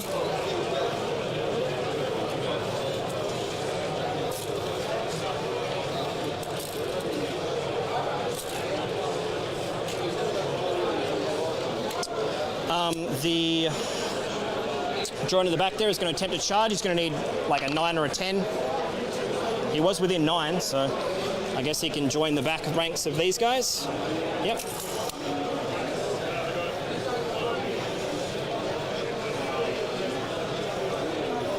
Alrighty. I think that's going to be all my charges. You do have an interrupt. You do have an interrupt. I do have, yeah. I'll be honest. I'll tell you what, I'm going to spend a CP for tank shot from him. Yeah. 3, 6, 9. From the drone, the hauler that just charged. Getting 3 mortals. Yeah, he's dead. Yeah. So does he explode? We're going to find out. Nope. Yeah, I can't risk something going wrong there since the Death Shroud failed. Nope. Oh, yeah, there you go. Okay. Alrighty, and then I'll start fighting. Yeah. You do have an interrupt. That doesn't matter. This does. The Demon Prince will go first. Yeah. He's going to swing. He's got 7 attacks. Yeah, can't use any stratagems on that guy. Yep. Can't use any stratagems on this guy. It's only for the big ones. Oh, okay. Yeah. Not too bad. 2 6 lethals for this guy. Missing one of them. And he's strength 8, so he's actually winning on 4s because you're -1 toughness. He wounds 5 of them. That is enough. -3, 3 damage. 5 ones. 5 6 ups. 6 1 ups. 6 and he's alive. Oh, you got 1 more to roll. Nope. Does he explode? 3 damage each, yeah. How many? 3 each, so 3 each. 15 damage. Yeah, so even if I see, Yeah, even if you... Oh, you could CP 1, I guess, but... Yeah, but still, he's gonna be... You need a 6 up on a CP is rough, yeah. No, he doesn't. He doesn't explode. And he is, I believe he's not within range of the objective. Oh, he actually is within range of the objective. So he will actually just touch the objective there. All right, things are getting a bit hairy. Yeah. Would you like to interrupt? Do you want me to keep going? Interrupt's pretty horrible. It's, yeah, no, he's crap in melee. So this is the other character, the crit 5 character. Remind me how much damage they do. So this is 3. Yeah. And the other guys are going to be, yeah, actually I should decide before you use your strats, right? Yeah. I'll do sweet profile on the other guys. This guy's going to do big profile. So this is 5 attacks, crit 5s. Yeah. 9, 3, 3. 9 through 3. With sustained and lance and lethals. Oh, yeah. And the other guys have 24 attacks at 1 damage. I'm going to do the... Yeah, fair enough. Yeah. The mana is 1 damage. Sure. Just to be on the safe side. Yeah, it's on the safe side, yeah. So this is the character, rolling crit 5s, 2s to hit. That misses, 2 go back in. These are strength 9 with lance, so 4s to wound. So there's 5 at -3, 3 damage, yeah. Yeah. One Takes is 8 damage. So 2, 4, 6, 8 damage. 8 damage. And then the sweep profile from the Terminators. Starting to think. So I've got 20 dice here. Yep. So I'll just re-roll 4. They're hit on 3s, so 4 1s and 2s. I'll re-roll 1, 2, 3, 4 of them. And 6s are lethal and sustained. So they roll 1, 6. They roll very well to hit. They are strength 4 with lance, so winning on 5s. And then they roll Not very bad. well on that. Not bad indeed. 3, 6, 9 at negative 2, 1 damage. 5s. Ah. Okay, so 1, 2, 3, 4. 4 damage. So he's down to 11. Down to 11. Okay. And he's gonna try and stop you. Sure. That is me done for turn. I will tally up my points because I got a lot of them. So hitting on 4. I still have the reroll. Do I have the reroll? Yeah. What am I looking at? I think he's winning on 3s, right? No, 4s. Strength 7. Ah, wounded. Yeah. I'm just thinking whether I do the one reroll. Yeah, I'm gonna do one reroll. Sounds good. Yep. And hitting on 3s. Nice. Good roll. AP1. AP1, 2 damage? Yeah. Kill a Terminator. No, then they're all good. Okay, that is me done. I will flip it to you and let you do your turn. You most definitely get a challenger card. I got Max bring it down, and I got one more character. Yeah. So I'm on 16 for assassinate, 20 for bring it down. Yeah, you maxed on bring it down. Yeah, makes sense. So, beginning of round 4, that goes away. Yep. I don't get any. This is gone. Yep. I don't get any 0 primary. You will get a challenger card. I will get a challenger card. I think this is the deck here, right? Have you put? Yeah. Alright, so let's do the challenger first. All in. All right, big turn there from the Death Guard, dropping another big knight, dropping the War Dog in the top left, and then also tagging the double Melter Knight on the home objective there. Yeah, I mean, bring it down is already maximized. Assassination would be soon maximized. So I would say I think the critical error here was going very early on turn 2, because he was the first one to present. So the Atropos was in the center, and then one Abominant actually passed through walls on top of the objective over there, making the battle shock fail. Yeah. So Jordan just strike through and then really tried to target those two bigs. Yeah. And then after that, I think it's just really downhill for the Chaos Knights already. I mean, it is a tricky one because there are some armies you can just present 2 knights to and they just can't do anything about it. Well, not right? with the Death Guard. But the Death Guard, yeah, exactly. The Death Guard aren't one of them, especially when you can bring in double bloat drones and a Death Shroud unit from reserve, drop one knight, shoot the other knight to death, and then keep pushing forward with more stuff. So yeah, pushing that early is rough. Going first on this mission into an army like Death Guard is also very rough.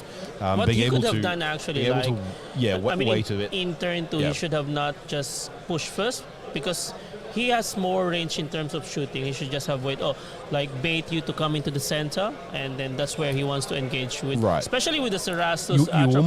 You almost need to give up a full turn. Yeah. Play a 4-turn game of Warhammer instead of a 5-turn game of Warhammer. Your opponent will still get 5 turns, but if you just almost hit a skip button on turn 2, the Death Guard do have to come out at some stage because they have taken fix. They do need to come and kill you. Yep. They can't sit back and just score primary because you can also sit back and score primary. Yeah, because I think, especially here, right, it's a team game, so I think if you can't actually table Death Guard, just try to make it very close scores. Yeah. But, now the swing would be very massive against the Chaos Knights here. Yeah, this is definitely a case where Jordan has the opportunity to twist the knife and really maximize the score, which is always good in a team's event. Maximizing your score just provides that much of a safety net for the rest of your team. Yep. Death Guard is so efficient. Yeah, absolutely. And then that's the thing. Like, he presented the Atropos, and I think Robert Horton mentioned it down there as well. He took 2 wounds of Demon Prince, which is kind of rough. Well, I mean, let's see here. Of course, he still would want to scrap some more points, so at least to try to contribute more to the total of the team. Absolutely. So yeah, let's jump back in and see how they're doing. Just go around. So, Well, sorry, before we do that, mentioning no prisoners and bring it down being the secondaries they've drawn. He does also get a challenger card. He hasn't put that into our system yet, but we'll update you with that as soon as that rocks up. And also the other games, as soon as we have some updates, we would let you know as well. Tell you what, I'll get a coach running around for those updates right now. Awesome. actually, hold on. I want to pivot again. I think like the best, like I think you have to kill him to get in. Yeah. Just thinking the best way to get in there. Yeah. Okay. Like so. Okay. Yep. Fair enough. And this guy is gonna come a bit close.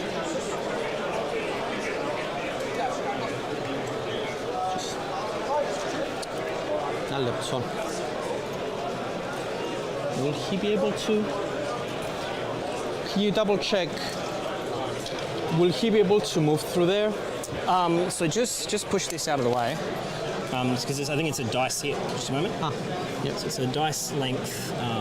If it's a dice length, then it's effectively right. like that. Yeah. Okay. So he's gonna. So he should be able to fit like that. Yeah. Okay. If we're gonna just push him. Yeah, he should be okay. I'm pretty sure he can end like there and finish the charge. Okay. So yes, definitely. Cheers. All right. It's not quite a dice length, but yeah, about right. He wasn't. It's a little bit more, so he should be absolutely fine to charge in there. This guy was on a 9. Thing moved.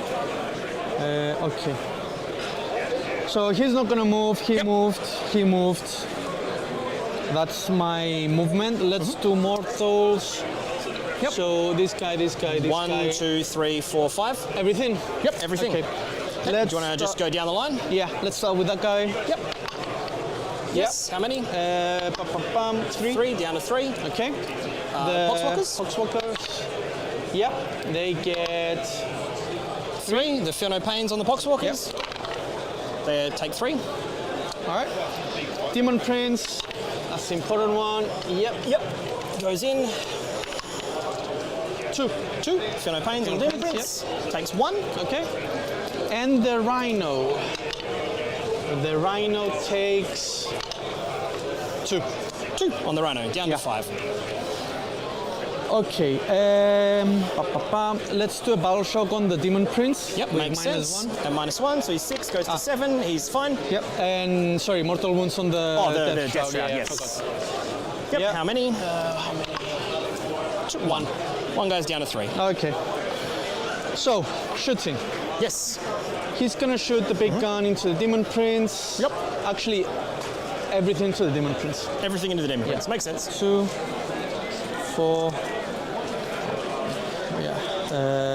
2, 4, 6, 8, 10, 12. Okay. So, hits in on 3. That's not good. Oof, that was a bit that was really low. bad. Yeah, and you're 12, so 4s. But looking for the 6s. There was another 2 in. There was another 2 in, Okay, so 4s with devs.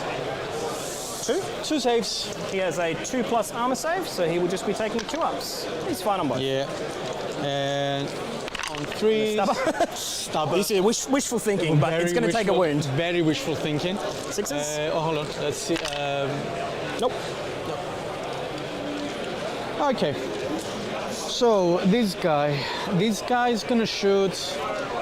Yep. No. Let's start with this guy. Yep.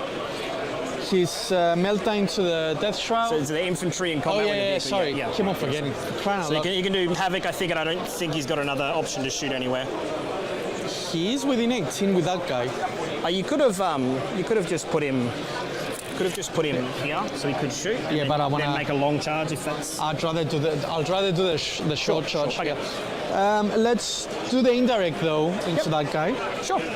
So that's a 3 shots. Yep. Hitting on 4s. 2 hits and 5s to inch. 5s. 1. He fails, down on 2.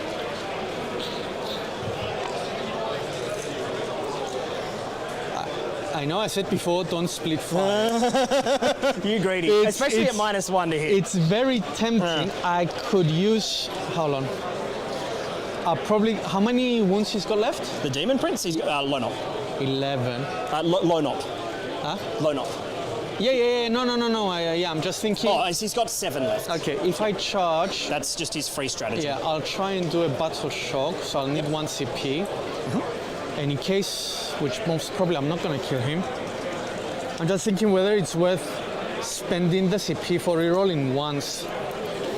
He's a monster, yeah. Yeah, no. At least I could get the bring it. He's battle shock. There's no stratagems here. Oh yeah, he's battle shock. Yeah. Okay. Well, yeah, just as it is. It just makes my life easier. Yeah, it makes it easy. No decisions. Okay, so let's do the 2 melters into here. Yep. And the small melter and the rocket into these guys. Sounds good. Yeah. So. They are going to matter for cover on the rocket, but honestly, just shoot. I'm not going to bother. Let's do the melters first. Sure. So it's 2d3 each. 1, 2, 4, 6. Nice.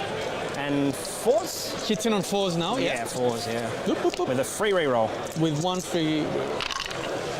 Okay, oh, very good. Not going to complain. No, it's very, very good. I made up for last turn, right? Toughness 9, so wounding on 3s. 3s, yes.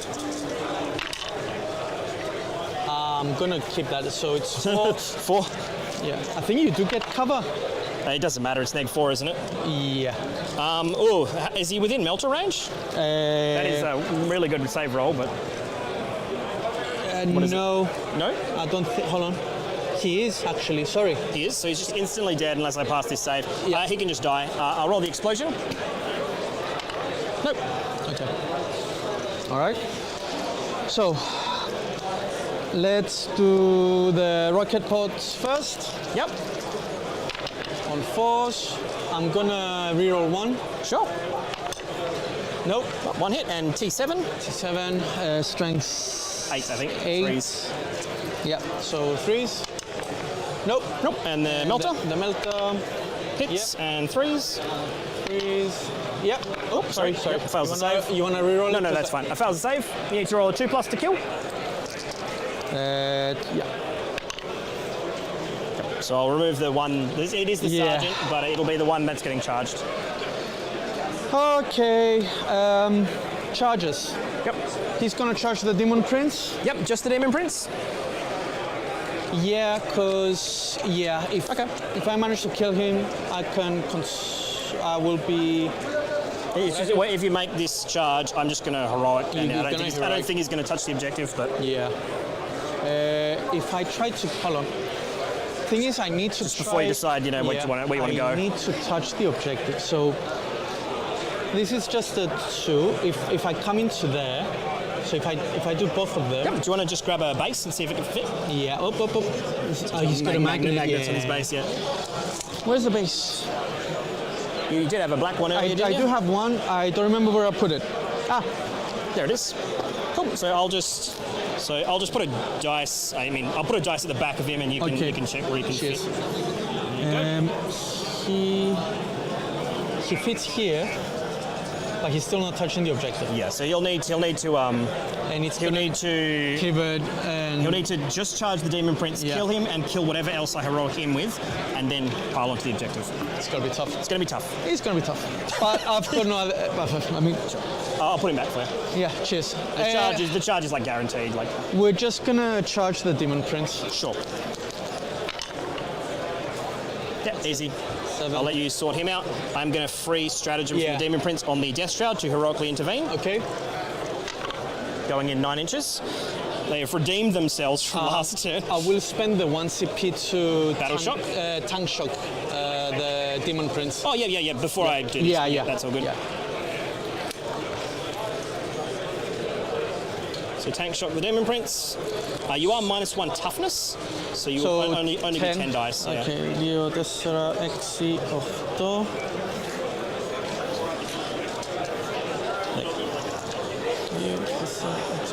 Okay, so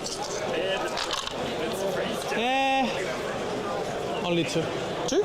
Yep. 2 Finno Pains. Takes 1. Down to 6 wounds on him. And He's a very resilient cockroach. He is. This guy's gonna charge. The Death Shroud. Yep. I don't know if actually you can fit through there now that the one at the front's gone. Well, I mean, it's a 7, so... As in because of the wall. Follow.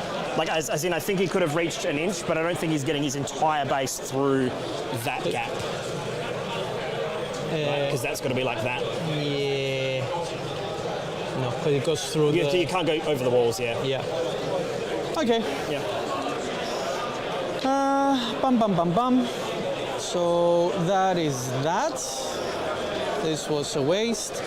Okay, so he's gonna try and kill the Demon Prince. Demon Prince, cool. I will spend all my CP for -1 damage.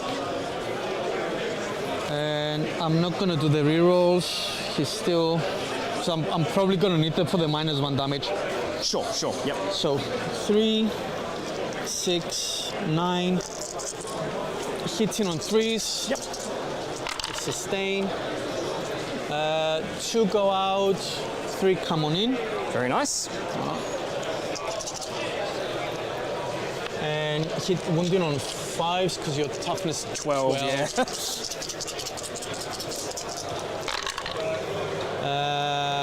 That's a 2. AP 2. He loves it. Fails 1. How much damage? It's 3, goes down to 2. 2. So 2 Feel No Pains. He takes 1 damage. Okay. And 3 extra attacks on 3s. Yep. Again on 5s. Yep. 1 more at negative... AP1. AP1. He passes this. Yeah, all right. And now I'm going to spend my 2 CP because you're going to fight me back. Yep, definitely, yep. I'll fight here first. Yeah. Is the thing. Do you want to do... Say the -1 there? Yeah. Okay. So I'll do this character over here first. They're all going to smash. Oh, sorry. I have to declare this before you do damage, but I will do all smash profiles here. So you can decide where the damage is, but I'm doing all smash there. I'm going to try and save that guy. Okay. So 5 attacks from the character.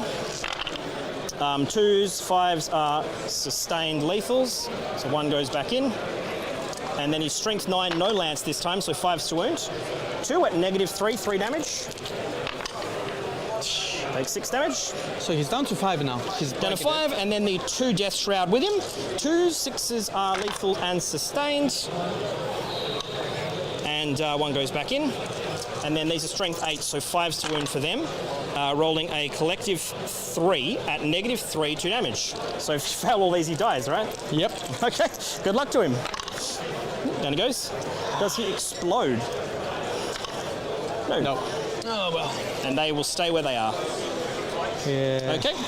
I'll go... Up. Yep, that's all I've got one of yours. That's all good there. Little monkeys with their things.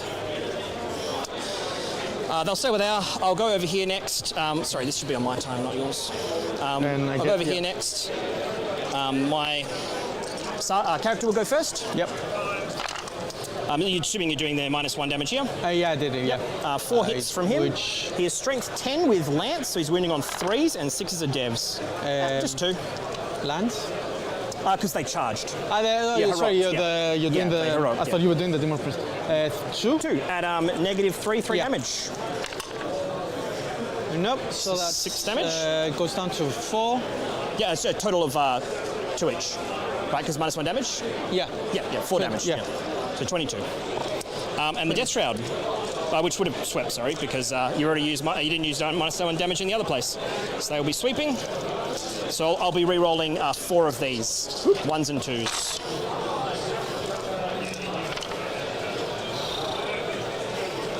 Not a lot of 6s again, just 1. And 1 goes back in for the sustained. And then wounding on 5s, because they are lance. Just 3 at -2, 1 damage. Just 2 wounds. So we're down to 20. Okay. Down to 20. And then the Demon Prince next. 3, 6, 7. 2s. And winning on 5s, only strength 8. Okay, but he's a monster. 3 at -3, 3 damage. So he takes 6 damage. 6 damage, yeah. So down to 14. Mm-hmm. Yep. All right. Okay. That is it for the turn. What do you score? I get... So we're back to you and you can tell me what you score. 2 points for no prisoners. Yep, on the one vehicle. And then bring it down for 4 as well. 4 for bring it down. I didn't do the challenger card. Didn't do the challenger card? Huh? Didn't do the challenger card? No, because the... Oh, the 18. Yeah, 18 away. And assassinate will be maxed and for me. you maxed on assassinate? No, you haven't yet. Yep, yeah. Well, that's 4 characters dead, which is... yeah, so... Oh, 4 each, yeah, sorry. 16. This is the bottom of 4. Bottom of 4, and that's the fine. No, this is... Stop, I haven't had my turn. Thank you so much. I must have hit assassinate one too many times. You have 16, I think, on assassinate? Should be 16, yes. Yeah. Okay. So... Okay, over to my turn? Yep. Flip the clock. All right, so as Jordan starts his turn there, which was the end of a very successful opponent's turn for him, I think, we do have another update of all of the scores for the round. So once again, we're going back for the second Gutierrez update of the WTC 2025. Now. So you can start with Musoli first, if you want. Yep. So we are looking at here. In fact, you can see it transparently straight through the thing here. We have Matthew Morrisoli playing Necrons, currently standing on a 15-5 into the Death Guard. Looking pretty good there. If we pan around this way, we can see Rhys Cunningham on the Sisters of Battle playing into Markellos on the Imperial Knights, currently sitting on a 10-10. Although by the looks of it, hello Fish, coming in for the super chat and the updates on the other games. Well, we happen to be doing it right now, so enjoy here. Also, shout out Tom Weston asking the same thing there. We have, Rhys Cunningham currently standing on a 10-10 into Imperial Knights. A lot more sisters on the board, which leads me to believe he had a bunch in Strat Reserve when we last looked, so potentially swinging up there. Behind him, we have... sorry, we missed him. We do indeed. Behind him, Callum. That is correct. Callum German. Now, this is the first finished game, locked-in score, finalised score of round 1 of the WTC 2025. We have Callum German on Imperial Knights getting a 19-1 into Team Cyprus's Nicholas Galassis on Thousand Suns. So big win for the Knights there. Over in the top corner here, we have Jeremy Martino on the Chaos Space Marines, currently sitting on a 16-4 into Socrates Emperor's Children. Then in... look at this one, man. Yeah, here. Pan across. They can't be seen, that's why I'm doing it like that. Okay. Currently sitting, we have Jordan McGregor on... where are we? Jordan McGregor playing Chaos Knights, getting a 12-8 into Vlad Olich's Space Wolves. And then over here, we have... Greg McGinnity on Thousand Suns playing into World Eaters, still sitting on a 10-10. And then right next to the stream table there, we have Lockie Rigg on the Blood Angels, currently standing on a 10-10 into Alexander Mason's Chaos Demons. So currently Australia sitting on 106 to Cyprus's 54. So win margin is going up, a bunch of scores coming in and swinging up for Team Australia. Still 3 scores sitting on 10-10, so could really go anywhere. Big shout out here, we have a 2-point swing for Lockie Rigg, who was previously sitting on an 8, now sitting on a 10, bringing it back, evening up the scores there. All right, and go for our current game. Turn 2 is very optimistic for Lockie there, shut up. Oh, well, we'll ask some judge. We will ask. Chaos Knights currently at 41 to Death Guards 72, with a very telling set of scores on primary there. Probably this for would be Jordan and Berresford. 20-0. It's definitely swinging up at the moment. So let's go back and see how those players are doing. 5's to wound from him. There is 3 wounds at neg 2, 1 damage. Ignores cover. 2 go through? Down to, what, 3? Just 1 damage each. Down to 3, yeah. And then, embarrassingly, I think the Rhino is going to attempt to finish him off. It would be embarrassing if I die from the Rhino, but yeah. 2 lethals. And 6's to wound. 3 wounds at negative 1. Crying out loud. Come on, man. Okay, it's fine. Okay. And then the Havoc with reroll shots from the strat, roll 6. Terrible stratagem, apparently. Hitting on 3s and 6s to wound. No lethals? No lethals on this. 1 and neg 1, 1 damage. It's one of the few weapons without lethals. 1 damage. And then I've got a... Oh, don't have any CP. So that's it. I will charge in with these Death Shroud. Yep. Rolling a 7. I think that's more than enough.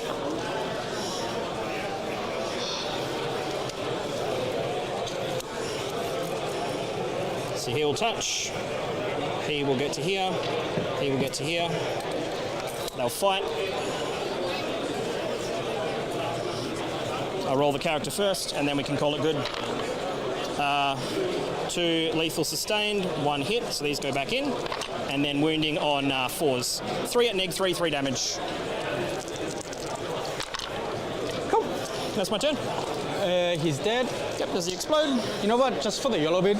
You're gonna use that strat? I'm just gonna use the strat. Okay. And a 4+. Let's see. Oh! Disappointing. Disappointing. Oh well. Okay. And you maxed on Assassinate as well. Maxed on Assassinate. I'll flip one over there, go get a free stratagem, but like, draw your cards, see what you want to do, and I think we can basically just call it. Yeah, let's see if we can do anything to... It's definitely going to be a... Yeah. It's going to... Yeah. But... and a challenger as well. I don't know what challenger you can do with 1, but... Challenger... 1 unit from your army that is more than 15 away from all other units. Hey, easy. So engage on all fronts. Okay, I'm gonna spend the CP to change your cover assets. Sure. So this goes. So you've got sorry. Perfect timing, right? That's the score end of round 3. Behind enemy lines. So engage. Engage. Behind. Behind. Yeah. It was worth a shot. And renewed focus. And then your card you just get for 3. What's the card called? Renewed focus. So I could easily get like, I get like 4 points. There's not much that I can do. I mean, what's the OC you've got there now? 5, 6 plus 2, 8. 8. I have end of turn scoring as well. Yeah, so yeah, I know. Doesn't matter. Anyways, you maxed out on your secondaries. Yep, I'll get 15 on the last turn of primary. Might as well try and. Where's my? Oh, sorry. I think I yoinked it. Ah, cheers. There you go. Anyways, you're gonna kill me later. Even if you don't, it won't make that difference. Could try and shoot something, kill something. All right, while they work that out, we've had a request from Mr. R down in the chat to have a look at the World Leaders table. And what we can give you is a lovely shot of the back of Lazio Forza there from Team Cyprus. So we know at the moment they're currently standing on a 10-10 score. So now that is Pius into Greg McGinnity there. We had Pius on earlier on our podcast. There we go. So we can see, if we zoom in a little bit there, we can see we've got 2 Mutalith Vortex Beasts up the middle there. A couple of... what I'm going to assume are World Eaters, Mauler Fiends and Forge Fiends on the left there. There we go. A lot of... Yep. Mutalisk. Yeah. So 2 Mutalisks. 2 Mutalisks there. I can see 3... I can see a Forge Fiend and 2 Mauler Fiends at the moment. I believe the Mauler Fiends are the World Eaters and the Forge Fiend is also World Eaters? Yep. Yep. So we can see that the Mutaliths are on an objective and threatening the center, and there's a World Leaders Rhino probably with Berserkers in it on the central objective at the moment. You can also see a lot of goats on the backfield there. A lot of goats stringing across there. Actually, we already had a shape. We can see next to Greg McGinnity's dice tray. If you look at the dice tray in front of Pius there, next to Greg McGinnity, just under it, we do have his instructional booklet on how to herd goats there, which is good fun. We actually had a shaking of hands already in this stream game, so we the do game indeed. is So already over. let's have a gaze at the scores here. 44-91. That is a wrap on the first feature match for the World Team Unfortunately, it's not Championships 20-0. I think 2025. it's 19-1. Yep. I think it's a 19-1. 44 to 55. That should be a 19-1, I believe. Yes, because it is just under 50 points difference. So that is a wrap on game one for the feature match. Now we still have a bunch of tables to go, and we'll sit here streaming until we know the result for the round. Yep. But let's look at with Mr. Lucky this time. what are we doing here? But having a look at Lucky Rig there, yeah. So we do have a wrap on this game, a 19-1 for Jordan Berresford into Markellos Sergiou. What does that do to the team scores at the moment? So current score is this one now. So here we have the team scores with that reflected. Australia sitting on 111 to Cyprus's 49. 2 19-1s already locked in. We've got Matt Crosby down there. With that, lads, we thank you for the stream. Off to bed. Thank you, mate. Thank you for tuning in. I hope you enjoyed seeing your boy on chat. If we're lucky at all, Lockie might be up to turn 3 by the time you wake up tomorrow morning. No, then he would be yellow card for... That's true. The team would get yellow card at that point, I think. But yeah. All right, so we do then have a bunch of stuff going on for the round. So we might take a quick break from commentary here. Might wander around, see how some of the games are doing, and be back with an update fairly soon because there is still... once the round is once the scores are all in officially. But I think we can call this one a Team Australia round. Well, we need to see how the scores come in, but yeah, so it is still 1 hour and 12 minutes left in the round, so the final scores are not locked in just yet, but the scores are looking pretty positive for Team Australia. 110 is a very comfortable win in this format. So hopefully that will stick there and maintain a Team Australia win, but we will be here keeping updated as the scores roll in for each team. Don't forget to head down below, like and subscribe. Let us know how you... let us know how you're enjoying the stream. Let us know what you're enjoying seeing on camera. Let us know if you're enjoying this shot here. We get to look around and see some of the different games going on. We can pan around over time and have a look at all the games happening over the round, as well as, in fact, can we just pan around and have a look at the whole event? Look at this sea of absolutely world-class Warhammer 40k players. These are the best players from every nation who are coming across to this hall in one room to play the best 40k in the world. It is an absolutely phenomenal atmosphere. It's a great place to play some toy soldiers, right? Yes. There's a lot of sea of blue and red and white. Yeah. Alrighty, well, we will jump off there and take a quick break and wander around and keep you updated on all of the scores as the team rolls it in over here. Thank you for tuning in. Make sure to subscribe to the channel. We'll be back tomorrow with rounds 2 and 3. And we look forward to sharing the rest of the event with you there. Let's put this one first until we give you the final score. That sounds good. We'll keep updating this as we go. So if you want to leave this on in the background somewhere, you can glance over and see as the scores roll in. Thank you guys for joining us. We will be back in a little bit.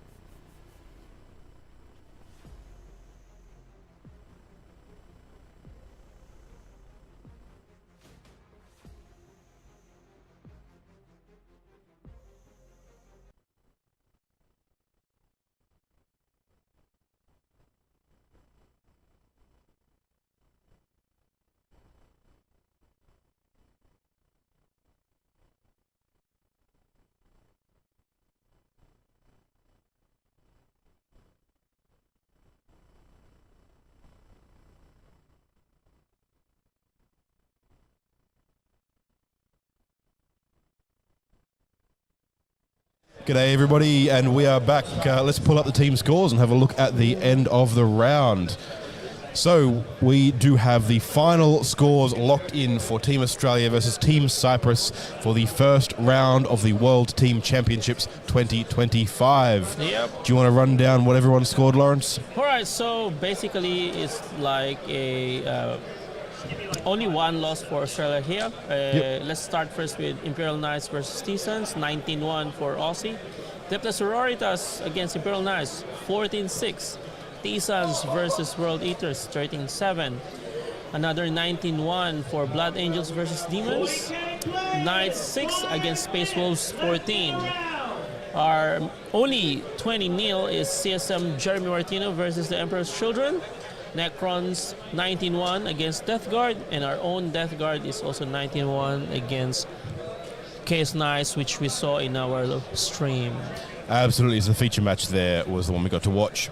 It leaves us with a total team score of 129 to 31. So a big win for Australia for the first round of the pod phase. Yep. So that's it's always good to see putting some numbers on the board. Now we have a bunch of teams submitting results. You would have heard the announcement a moment ago. There's only 5 minutes left in the round. So a lot of teams' results are coming in. Do we want to have a look down BCP and see which results are rolling in? Rundown as well. Yep. So England do you want to pull that up, finalized Laurence? their score. Give me a second. Yep.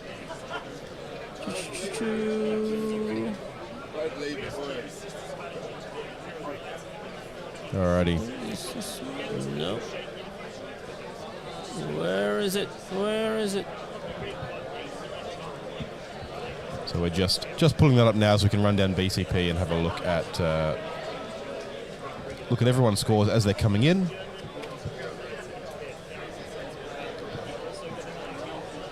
Alrighty. Here we go, let's have a gaze. So on table 1, which is over on the Wargames live stream, England versus China. We've got 3 wins in for England, 2 wins in for China, then one more that's cut off by the bottom of the screen, and 4 games still ongoing. Sorry, 3 games still ongoing. Now England's got a couple of big wins and a moderate one, and China's got a couple of moderate wins. So still in it, Team China, but I think England are probably pulling ahead here. Sergiou is the stream game, so you can go check that out on Wargames Live. That score will be coming in shortly. I'm confident he can pull it out, so good luck to Shiffan there. Although I do want to see the leagues of Votan take the Eldar down a peg. That is always good to see as well. All right. Over on table 2, we have Canada winning against Wales, 120 to 40, with a clean sweep by the looks of it, a single draw, and then wins across the board. A very big win as well. Very nice. Next up, we have France into Slovenia. France look like a pretty comfortable win here. Yes. Only 6 results in so far, but they are all wins, Very most big of which are quite big scores, wins. Yep. So that's locking in a win there for France. On table 4, we have Poland into Portugal. Similar to Team Australia, a single loss on the board and clean sweep everywhere else. What was their total score? Sorry, it's at the top they there. haven't entered that one yet. Okay, gotcha, cool. So Poland against Portugal we're winning looking there. for Poland victory here. Down on table 5, Germany winning 134 into South Africa's 26. very big So it's the score. biggest score we've seen so far. An absolutely dominating clean sweep from Team Germany into South Africa there. Team New Zealand also a small win with a 96 into 64 into Northern Ireland, with a draw, a loss, and then 6 wins. All right. 2 losses, a draw, and 5 wins. And then Scotland drawing with Switzerland, on the losing side of a draw to Switzerland, 76 to 84. We have Spain and Latvia. How are we looking here?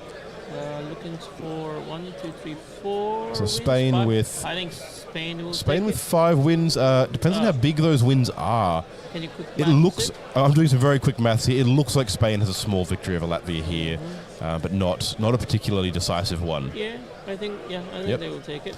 Then we have Sweden winning over United Nations 115 to 45. Not a clean sweep though, a draw and a loss there on the board for Sweden. And then the Netherlands winning 123 to Luxembourg's 37. Big win there. And a clean sweep across the board. Ireland winning against Romania 90 to 70 with a 1 loss, 2 draws and 5 wins. And then Australia, of course, 129 to Cyprus 31. They haven't even with one loss and otherwise a clean sweep. Then on table 13, Austria into Hong Kong. How is this one looking? This is it. All right. Lots of draws here. I've got to read and do maths here. So we've got, scroll down a bit so we can see the whole thing. We've got, here we go. A little bit more. There's only 7 tables. One more. So you add first 20, 38. So I still have a here score we go. No, so all the scores are in here except for table 4. So that could actually swing this either way. It looks like Team Austria on the winning side at the moment, with 3 wins, 2 losses, and 3 draws. That is the end of round things. We might come back to this in a couple of moments. It should have the results going in. On table 14, we have Norway into Slovakia, with what looks like a win for Norway. Oh, possibly draw, because Slovakia has 2 wins. So there's 3 draws in total. 3 draws? Yeah, 3 draws. Slovakia with 2 wins, but one of them's big. But 4 wins for Team Norway probably puts them over Slovakia here. So this is the other pairing in our pod as well. So good to see the results going in there. Belgium and Iceland, a bunch of results not being put in just yet. Although 3 pretty decisive wins for Belgium on the board. Thailand and Greece, nothing going in yet. As far as we're aware, they didn't even play their games. Then we have Malta and Czechia. Win for Czechia coming in there. Looks with a couple of flips, but otherwise pretty comfortable wins going in. USA into Israel. Looking like a decent win for USA, but 2 losses there. Brian Sipp and Sam Pope going down to Dmitry Sokolinsky and Sagi Ben Itzak, respectively. And then we have Denmark beating Bulgaria 91-69. A bunch of losses in that matchup, though. And then Italy beat Hungary 117-43. Finland beat South Korea 107-53. And that is a wrap for round 1. Yeah, let's just quickly check who's this one? UK. Yeah, let's give that a bit of a refresh and have a look at that. But that is going to be a wrap for, at least for Team Australia, with a win into... Oh, it's close as well. So okay, we have some results. So 20, 20, 40... Can we pull it up here? Yeah. So... jumping all over the place here. So we have England with 4 wins coming in, 3 losses, and the last game here, is that in yet? It's not yet in. Okay. The last game, still waiting on Greg Chamberlain and Shifanju to put their scores in. At the moment, England on the winning side of a draw at a glance. 75, 84. 77. I think they would take it. Unless 81, Greg is 0. 90. You're already 84 points. Yes. That is true. The leagues are voted as 0. So unless Shifanju can pull a 20 here and pull a draw, that does mean Team England coming out on top there. So well done. They did manage to scrape through round 1 of the pod phase. They've only got 2 harder opponents to get through now tomorrow. All right. So that should be it, I would say. Well, the rest of the scores should be going in as well. You can check all of those. Link down in the description below. You can see the whole event on BCP, on Best Coast Pairings. Now, admin more work, and then we can... So what time do the game start tomorrow? I'm actually pulling that up right now for you all. Now, if you have not noticed, up on YouTube we've posted, and in our Discord we've pinned it, and on Facebook we've posted as well, with the full schedule for the week for both the Australian and the local times. Local time tomorrow, we're going live at 9:15 a.m. tomorrow for a 9:30 round start. A question from somebody from Belgium. Are you from Belgium, Torn? Do we know if WTC will be returning to Belgium? I believe we do not know. So we don't know that, but I don't believe there is any reason for them to not return at some point. It's just that they were there for 3 years. My understanding is they had a bid for another venue, and they're trying it out there as well. That's sort of the most that we know about it. We're very much on the outside when it comes to WTC decisions. But yeah, Mechelen was cool. Well, it was very hot. It wasn't very cool, but it was a cool venue. So I'm sure there's a chance. It's hot. It's a very hot venue, but it was a cool place to be. So I'm sure there's a good chance it'll return there at some stage in the future. I don't think there's anything preventing that. So that is right. Tomorrow morning we will be going live at 9:15 a.m. local time for a 9:30 a.m. start for round 2 of the WTC 2025 right here in Leoben, Austria. If you've enjoyed watching the stream tonight and following along and you're keen to do so for the rest of the week, make sure to head down below and hit subscribe so you can be notified about everything coming up. If you're enjoying watching Team Australia or any of the other teams we have on here, make sure to let us know down in the comments and in the chat. Head down there, check out all of our sponsors. Huge thanks to General Games, to Miniature Scenery, to Proxy Wars, and to Baron of Dice for sponsoring the channel. Hope you guys are enjoying this. I think that wraps up everything for tonight. So come join us again tomorrow, and then we'll have some more fun. Tomorrow is at a better time for you if you are in Australia to watch as well. Even the second game should be fine, I think. Yes. Our second game is what? 3:30 here. So. Yeah, and when does it finish? So 11 p.m. still a bit late, but at least it's not yet midnight. It's not 1:30 a.m. in Melbourne when that happens. So at least you still can catch us. So the last day of the pods would be tomorrow, and then we'll go on. That is correct. So tomorrow morning we're going to be playing Team Australia into Team Slovakia, and then tomorrow afternoon Team Australia into Team Norway. Norway, correct? Yes. That is correct. So make sure to be right here to catch all of that live right here. Other than that. And that is a wrap for today. I hope you guys have enjoyed the stream. It's been an honor and a privilege to be here and stream round 1 of the World Team Championship 2025. We will catch you guys tomorrow morning after some much needed sleep. Goodbye. See you then.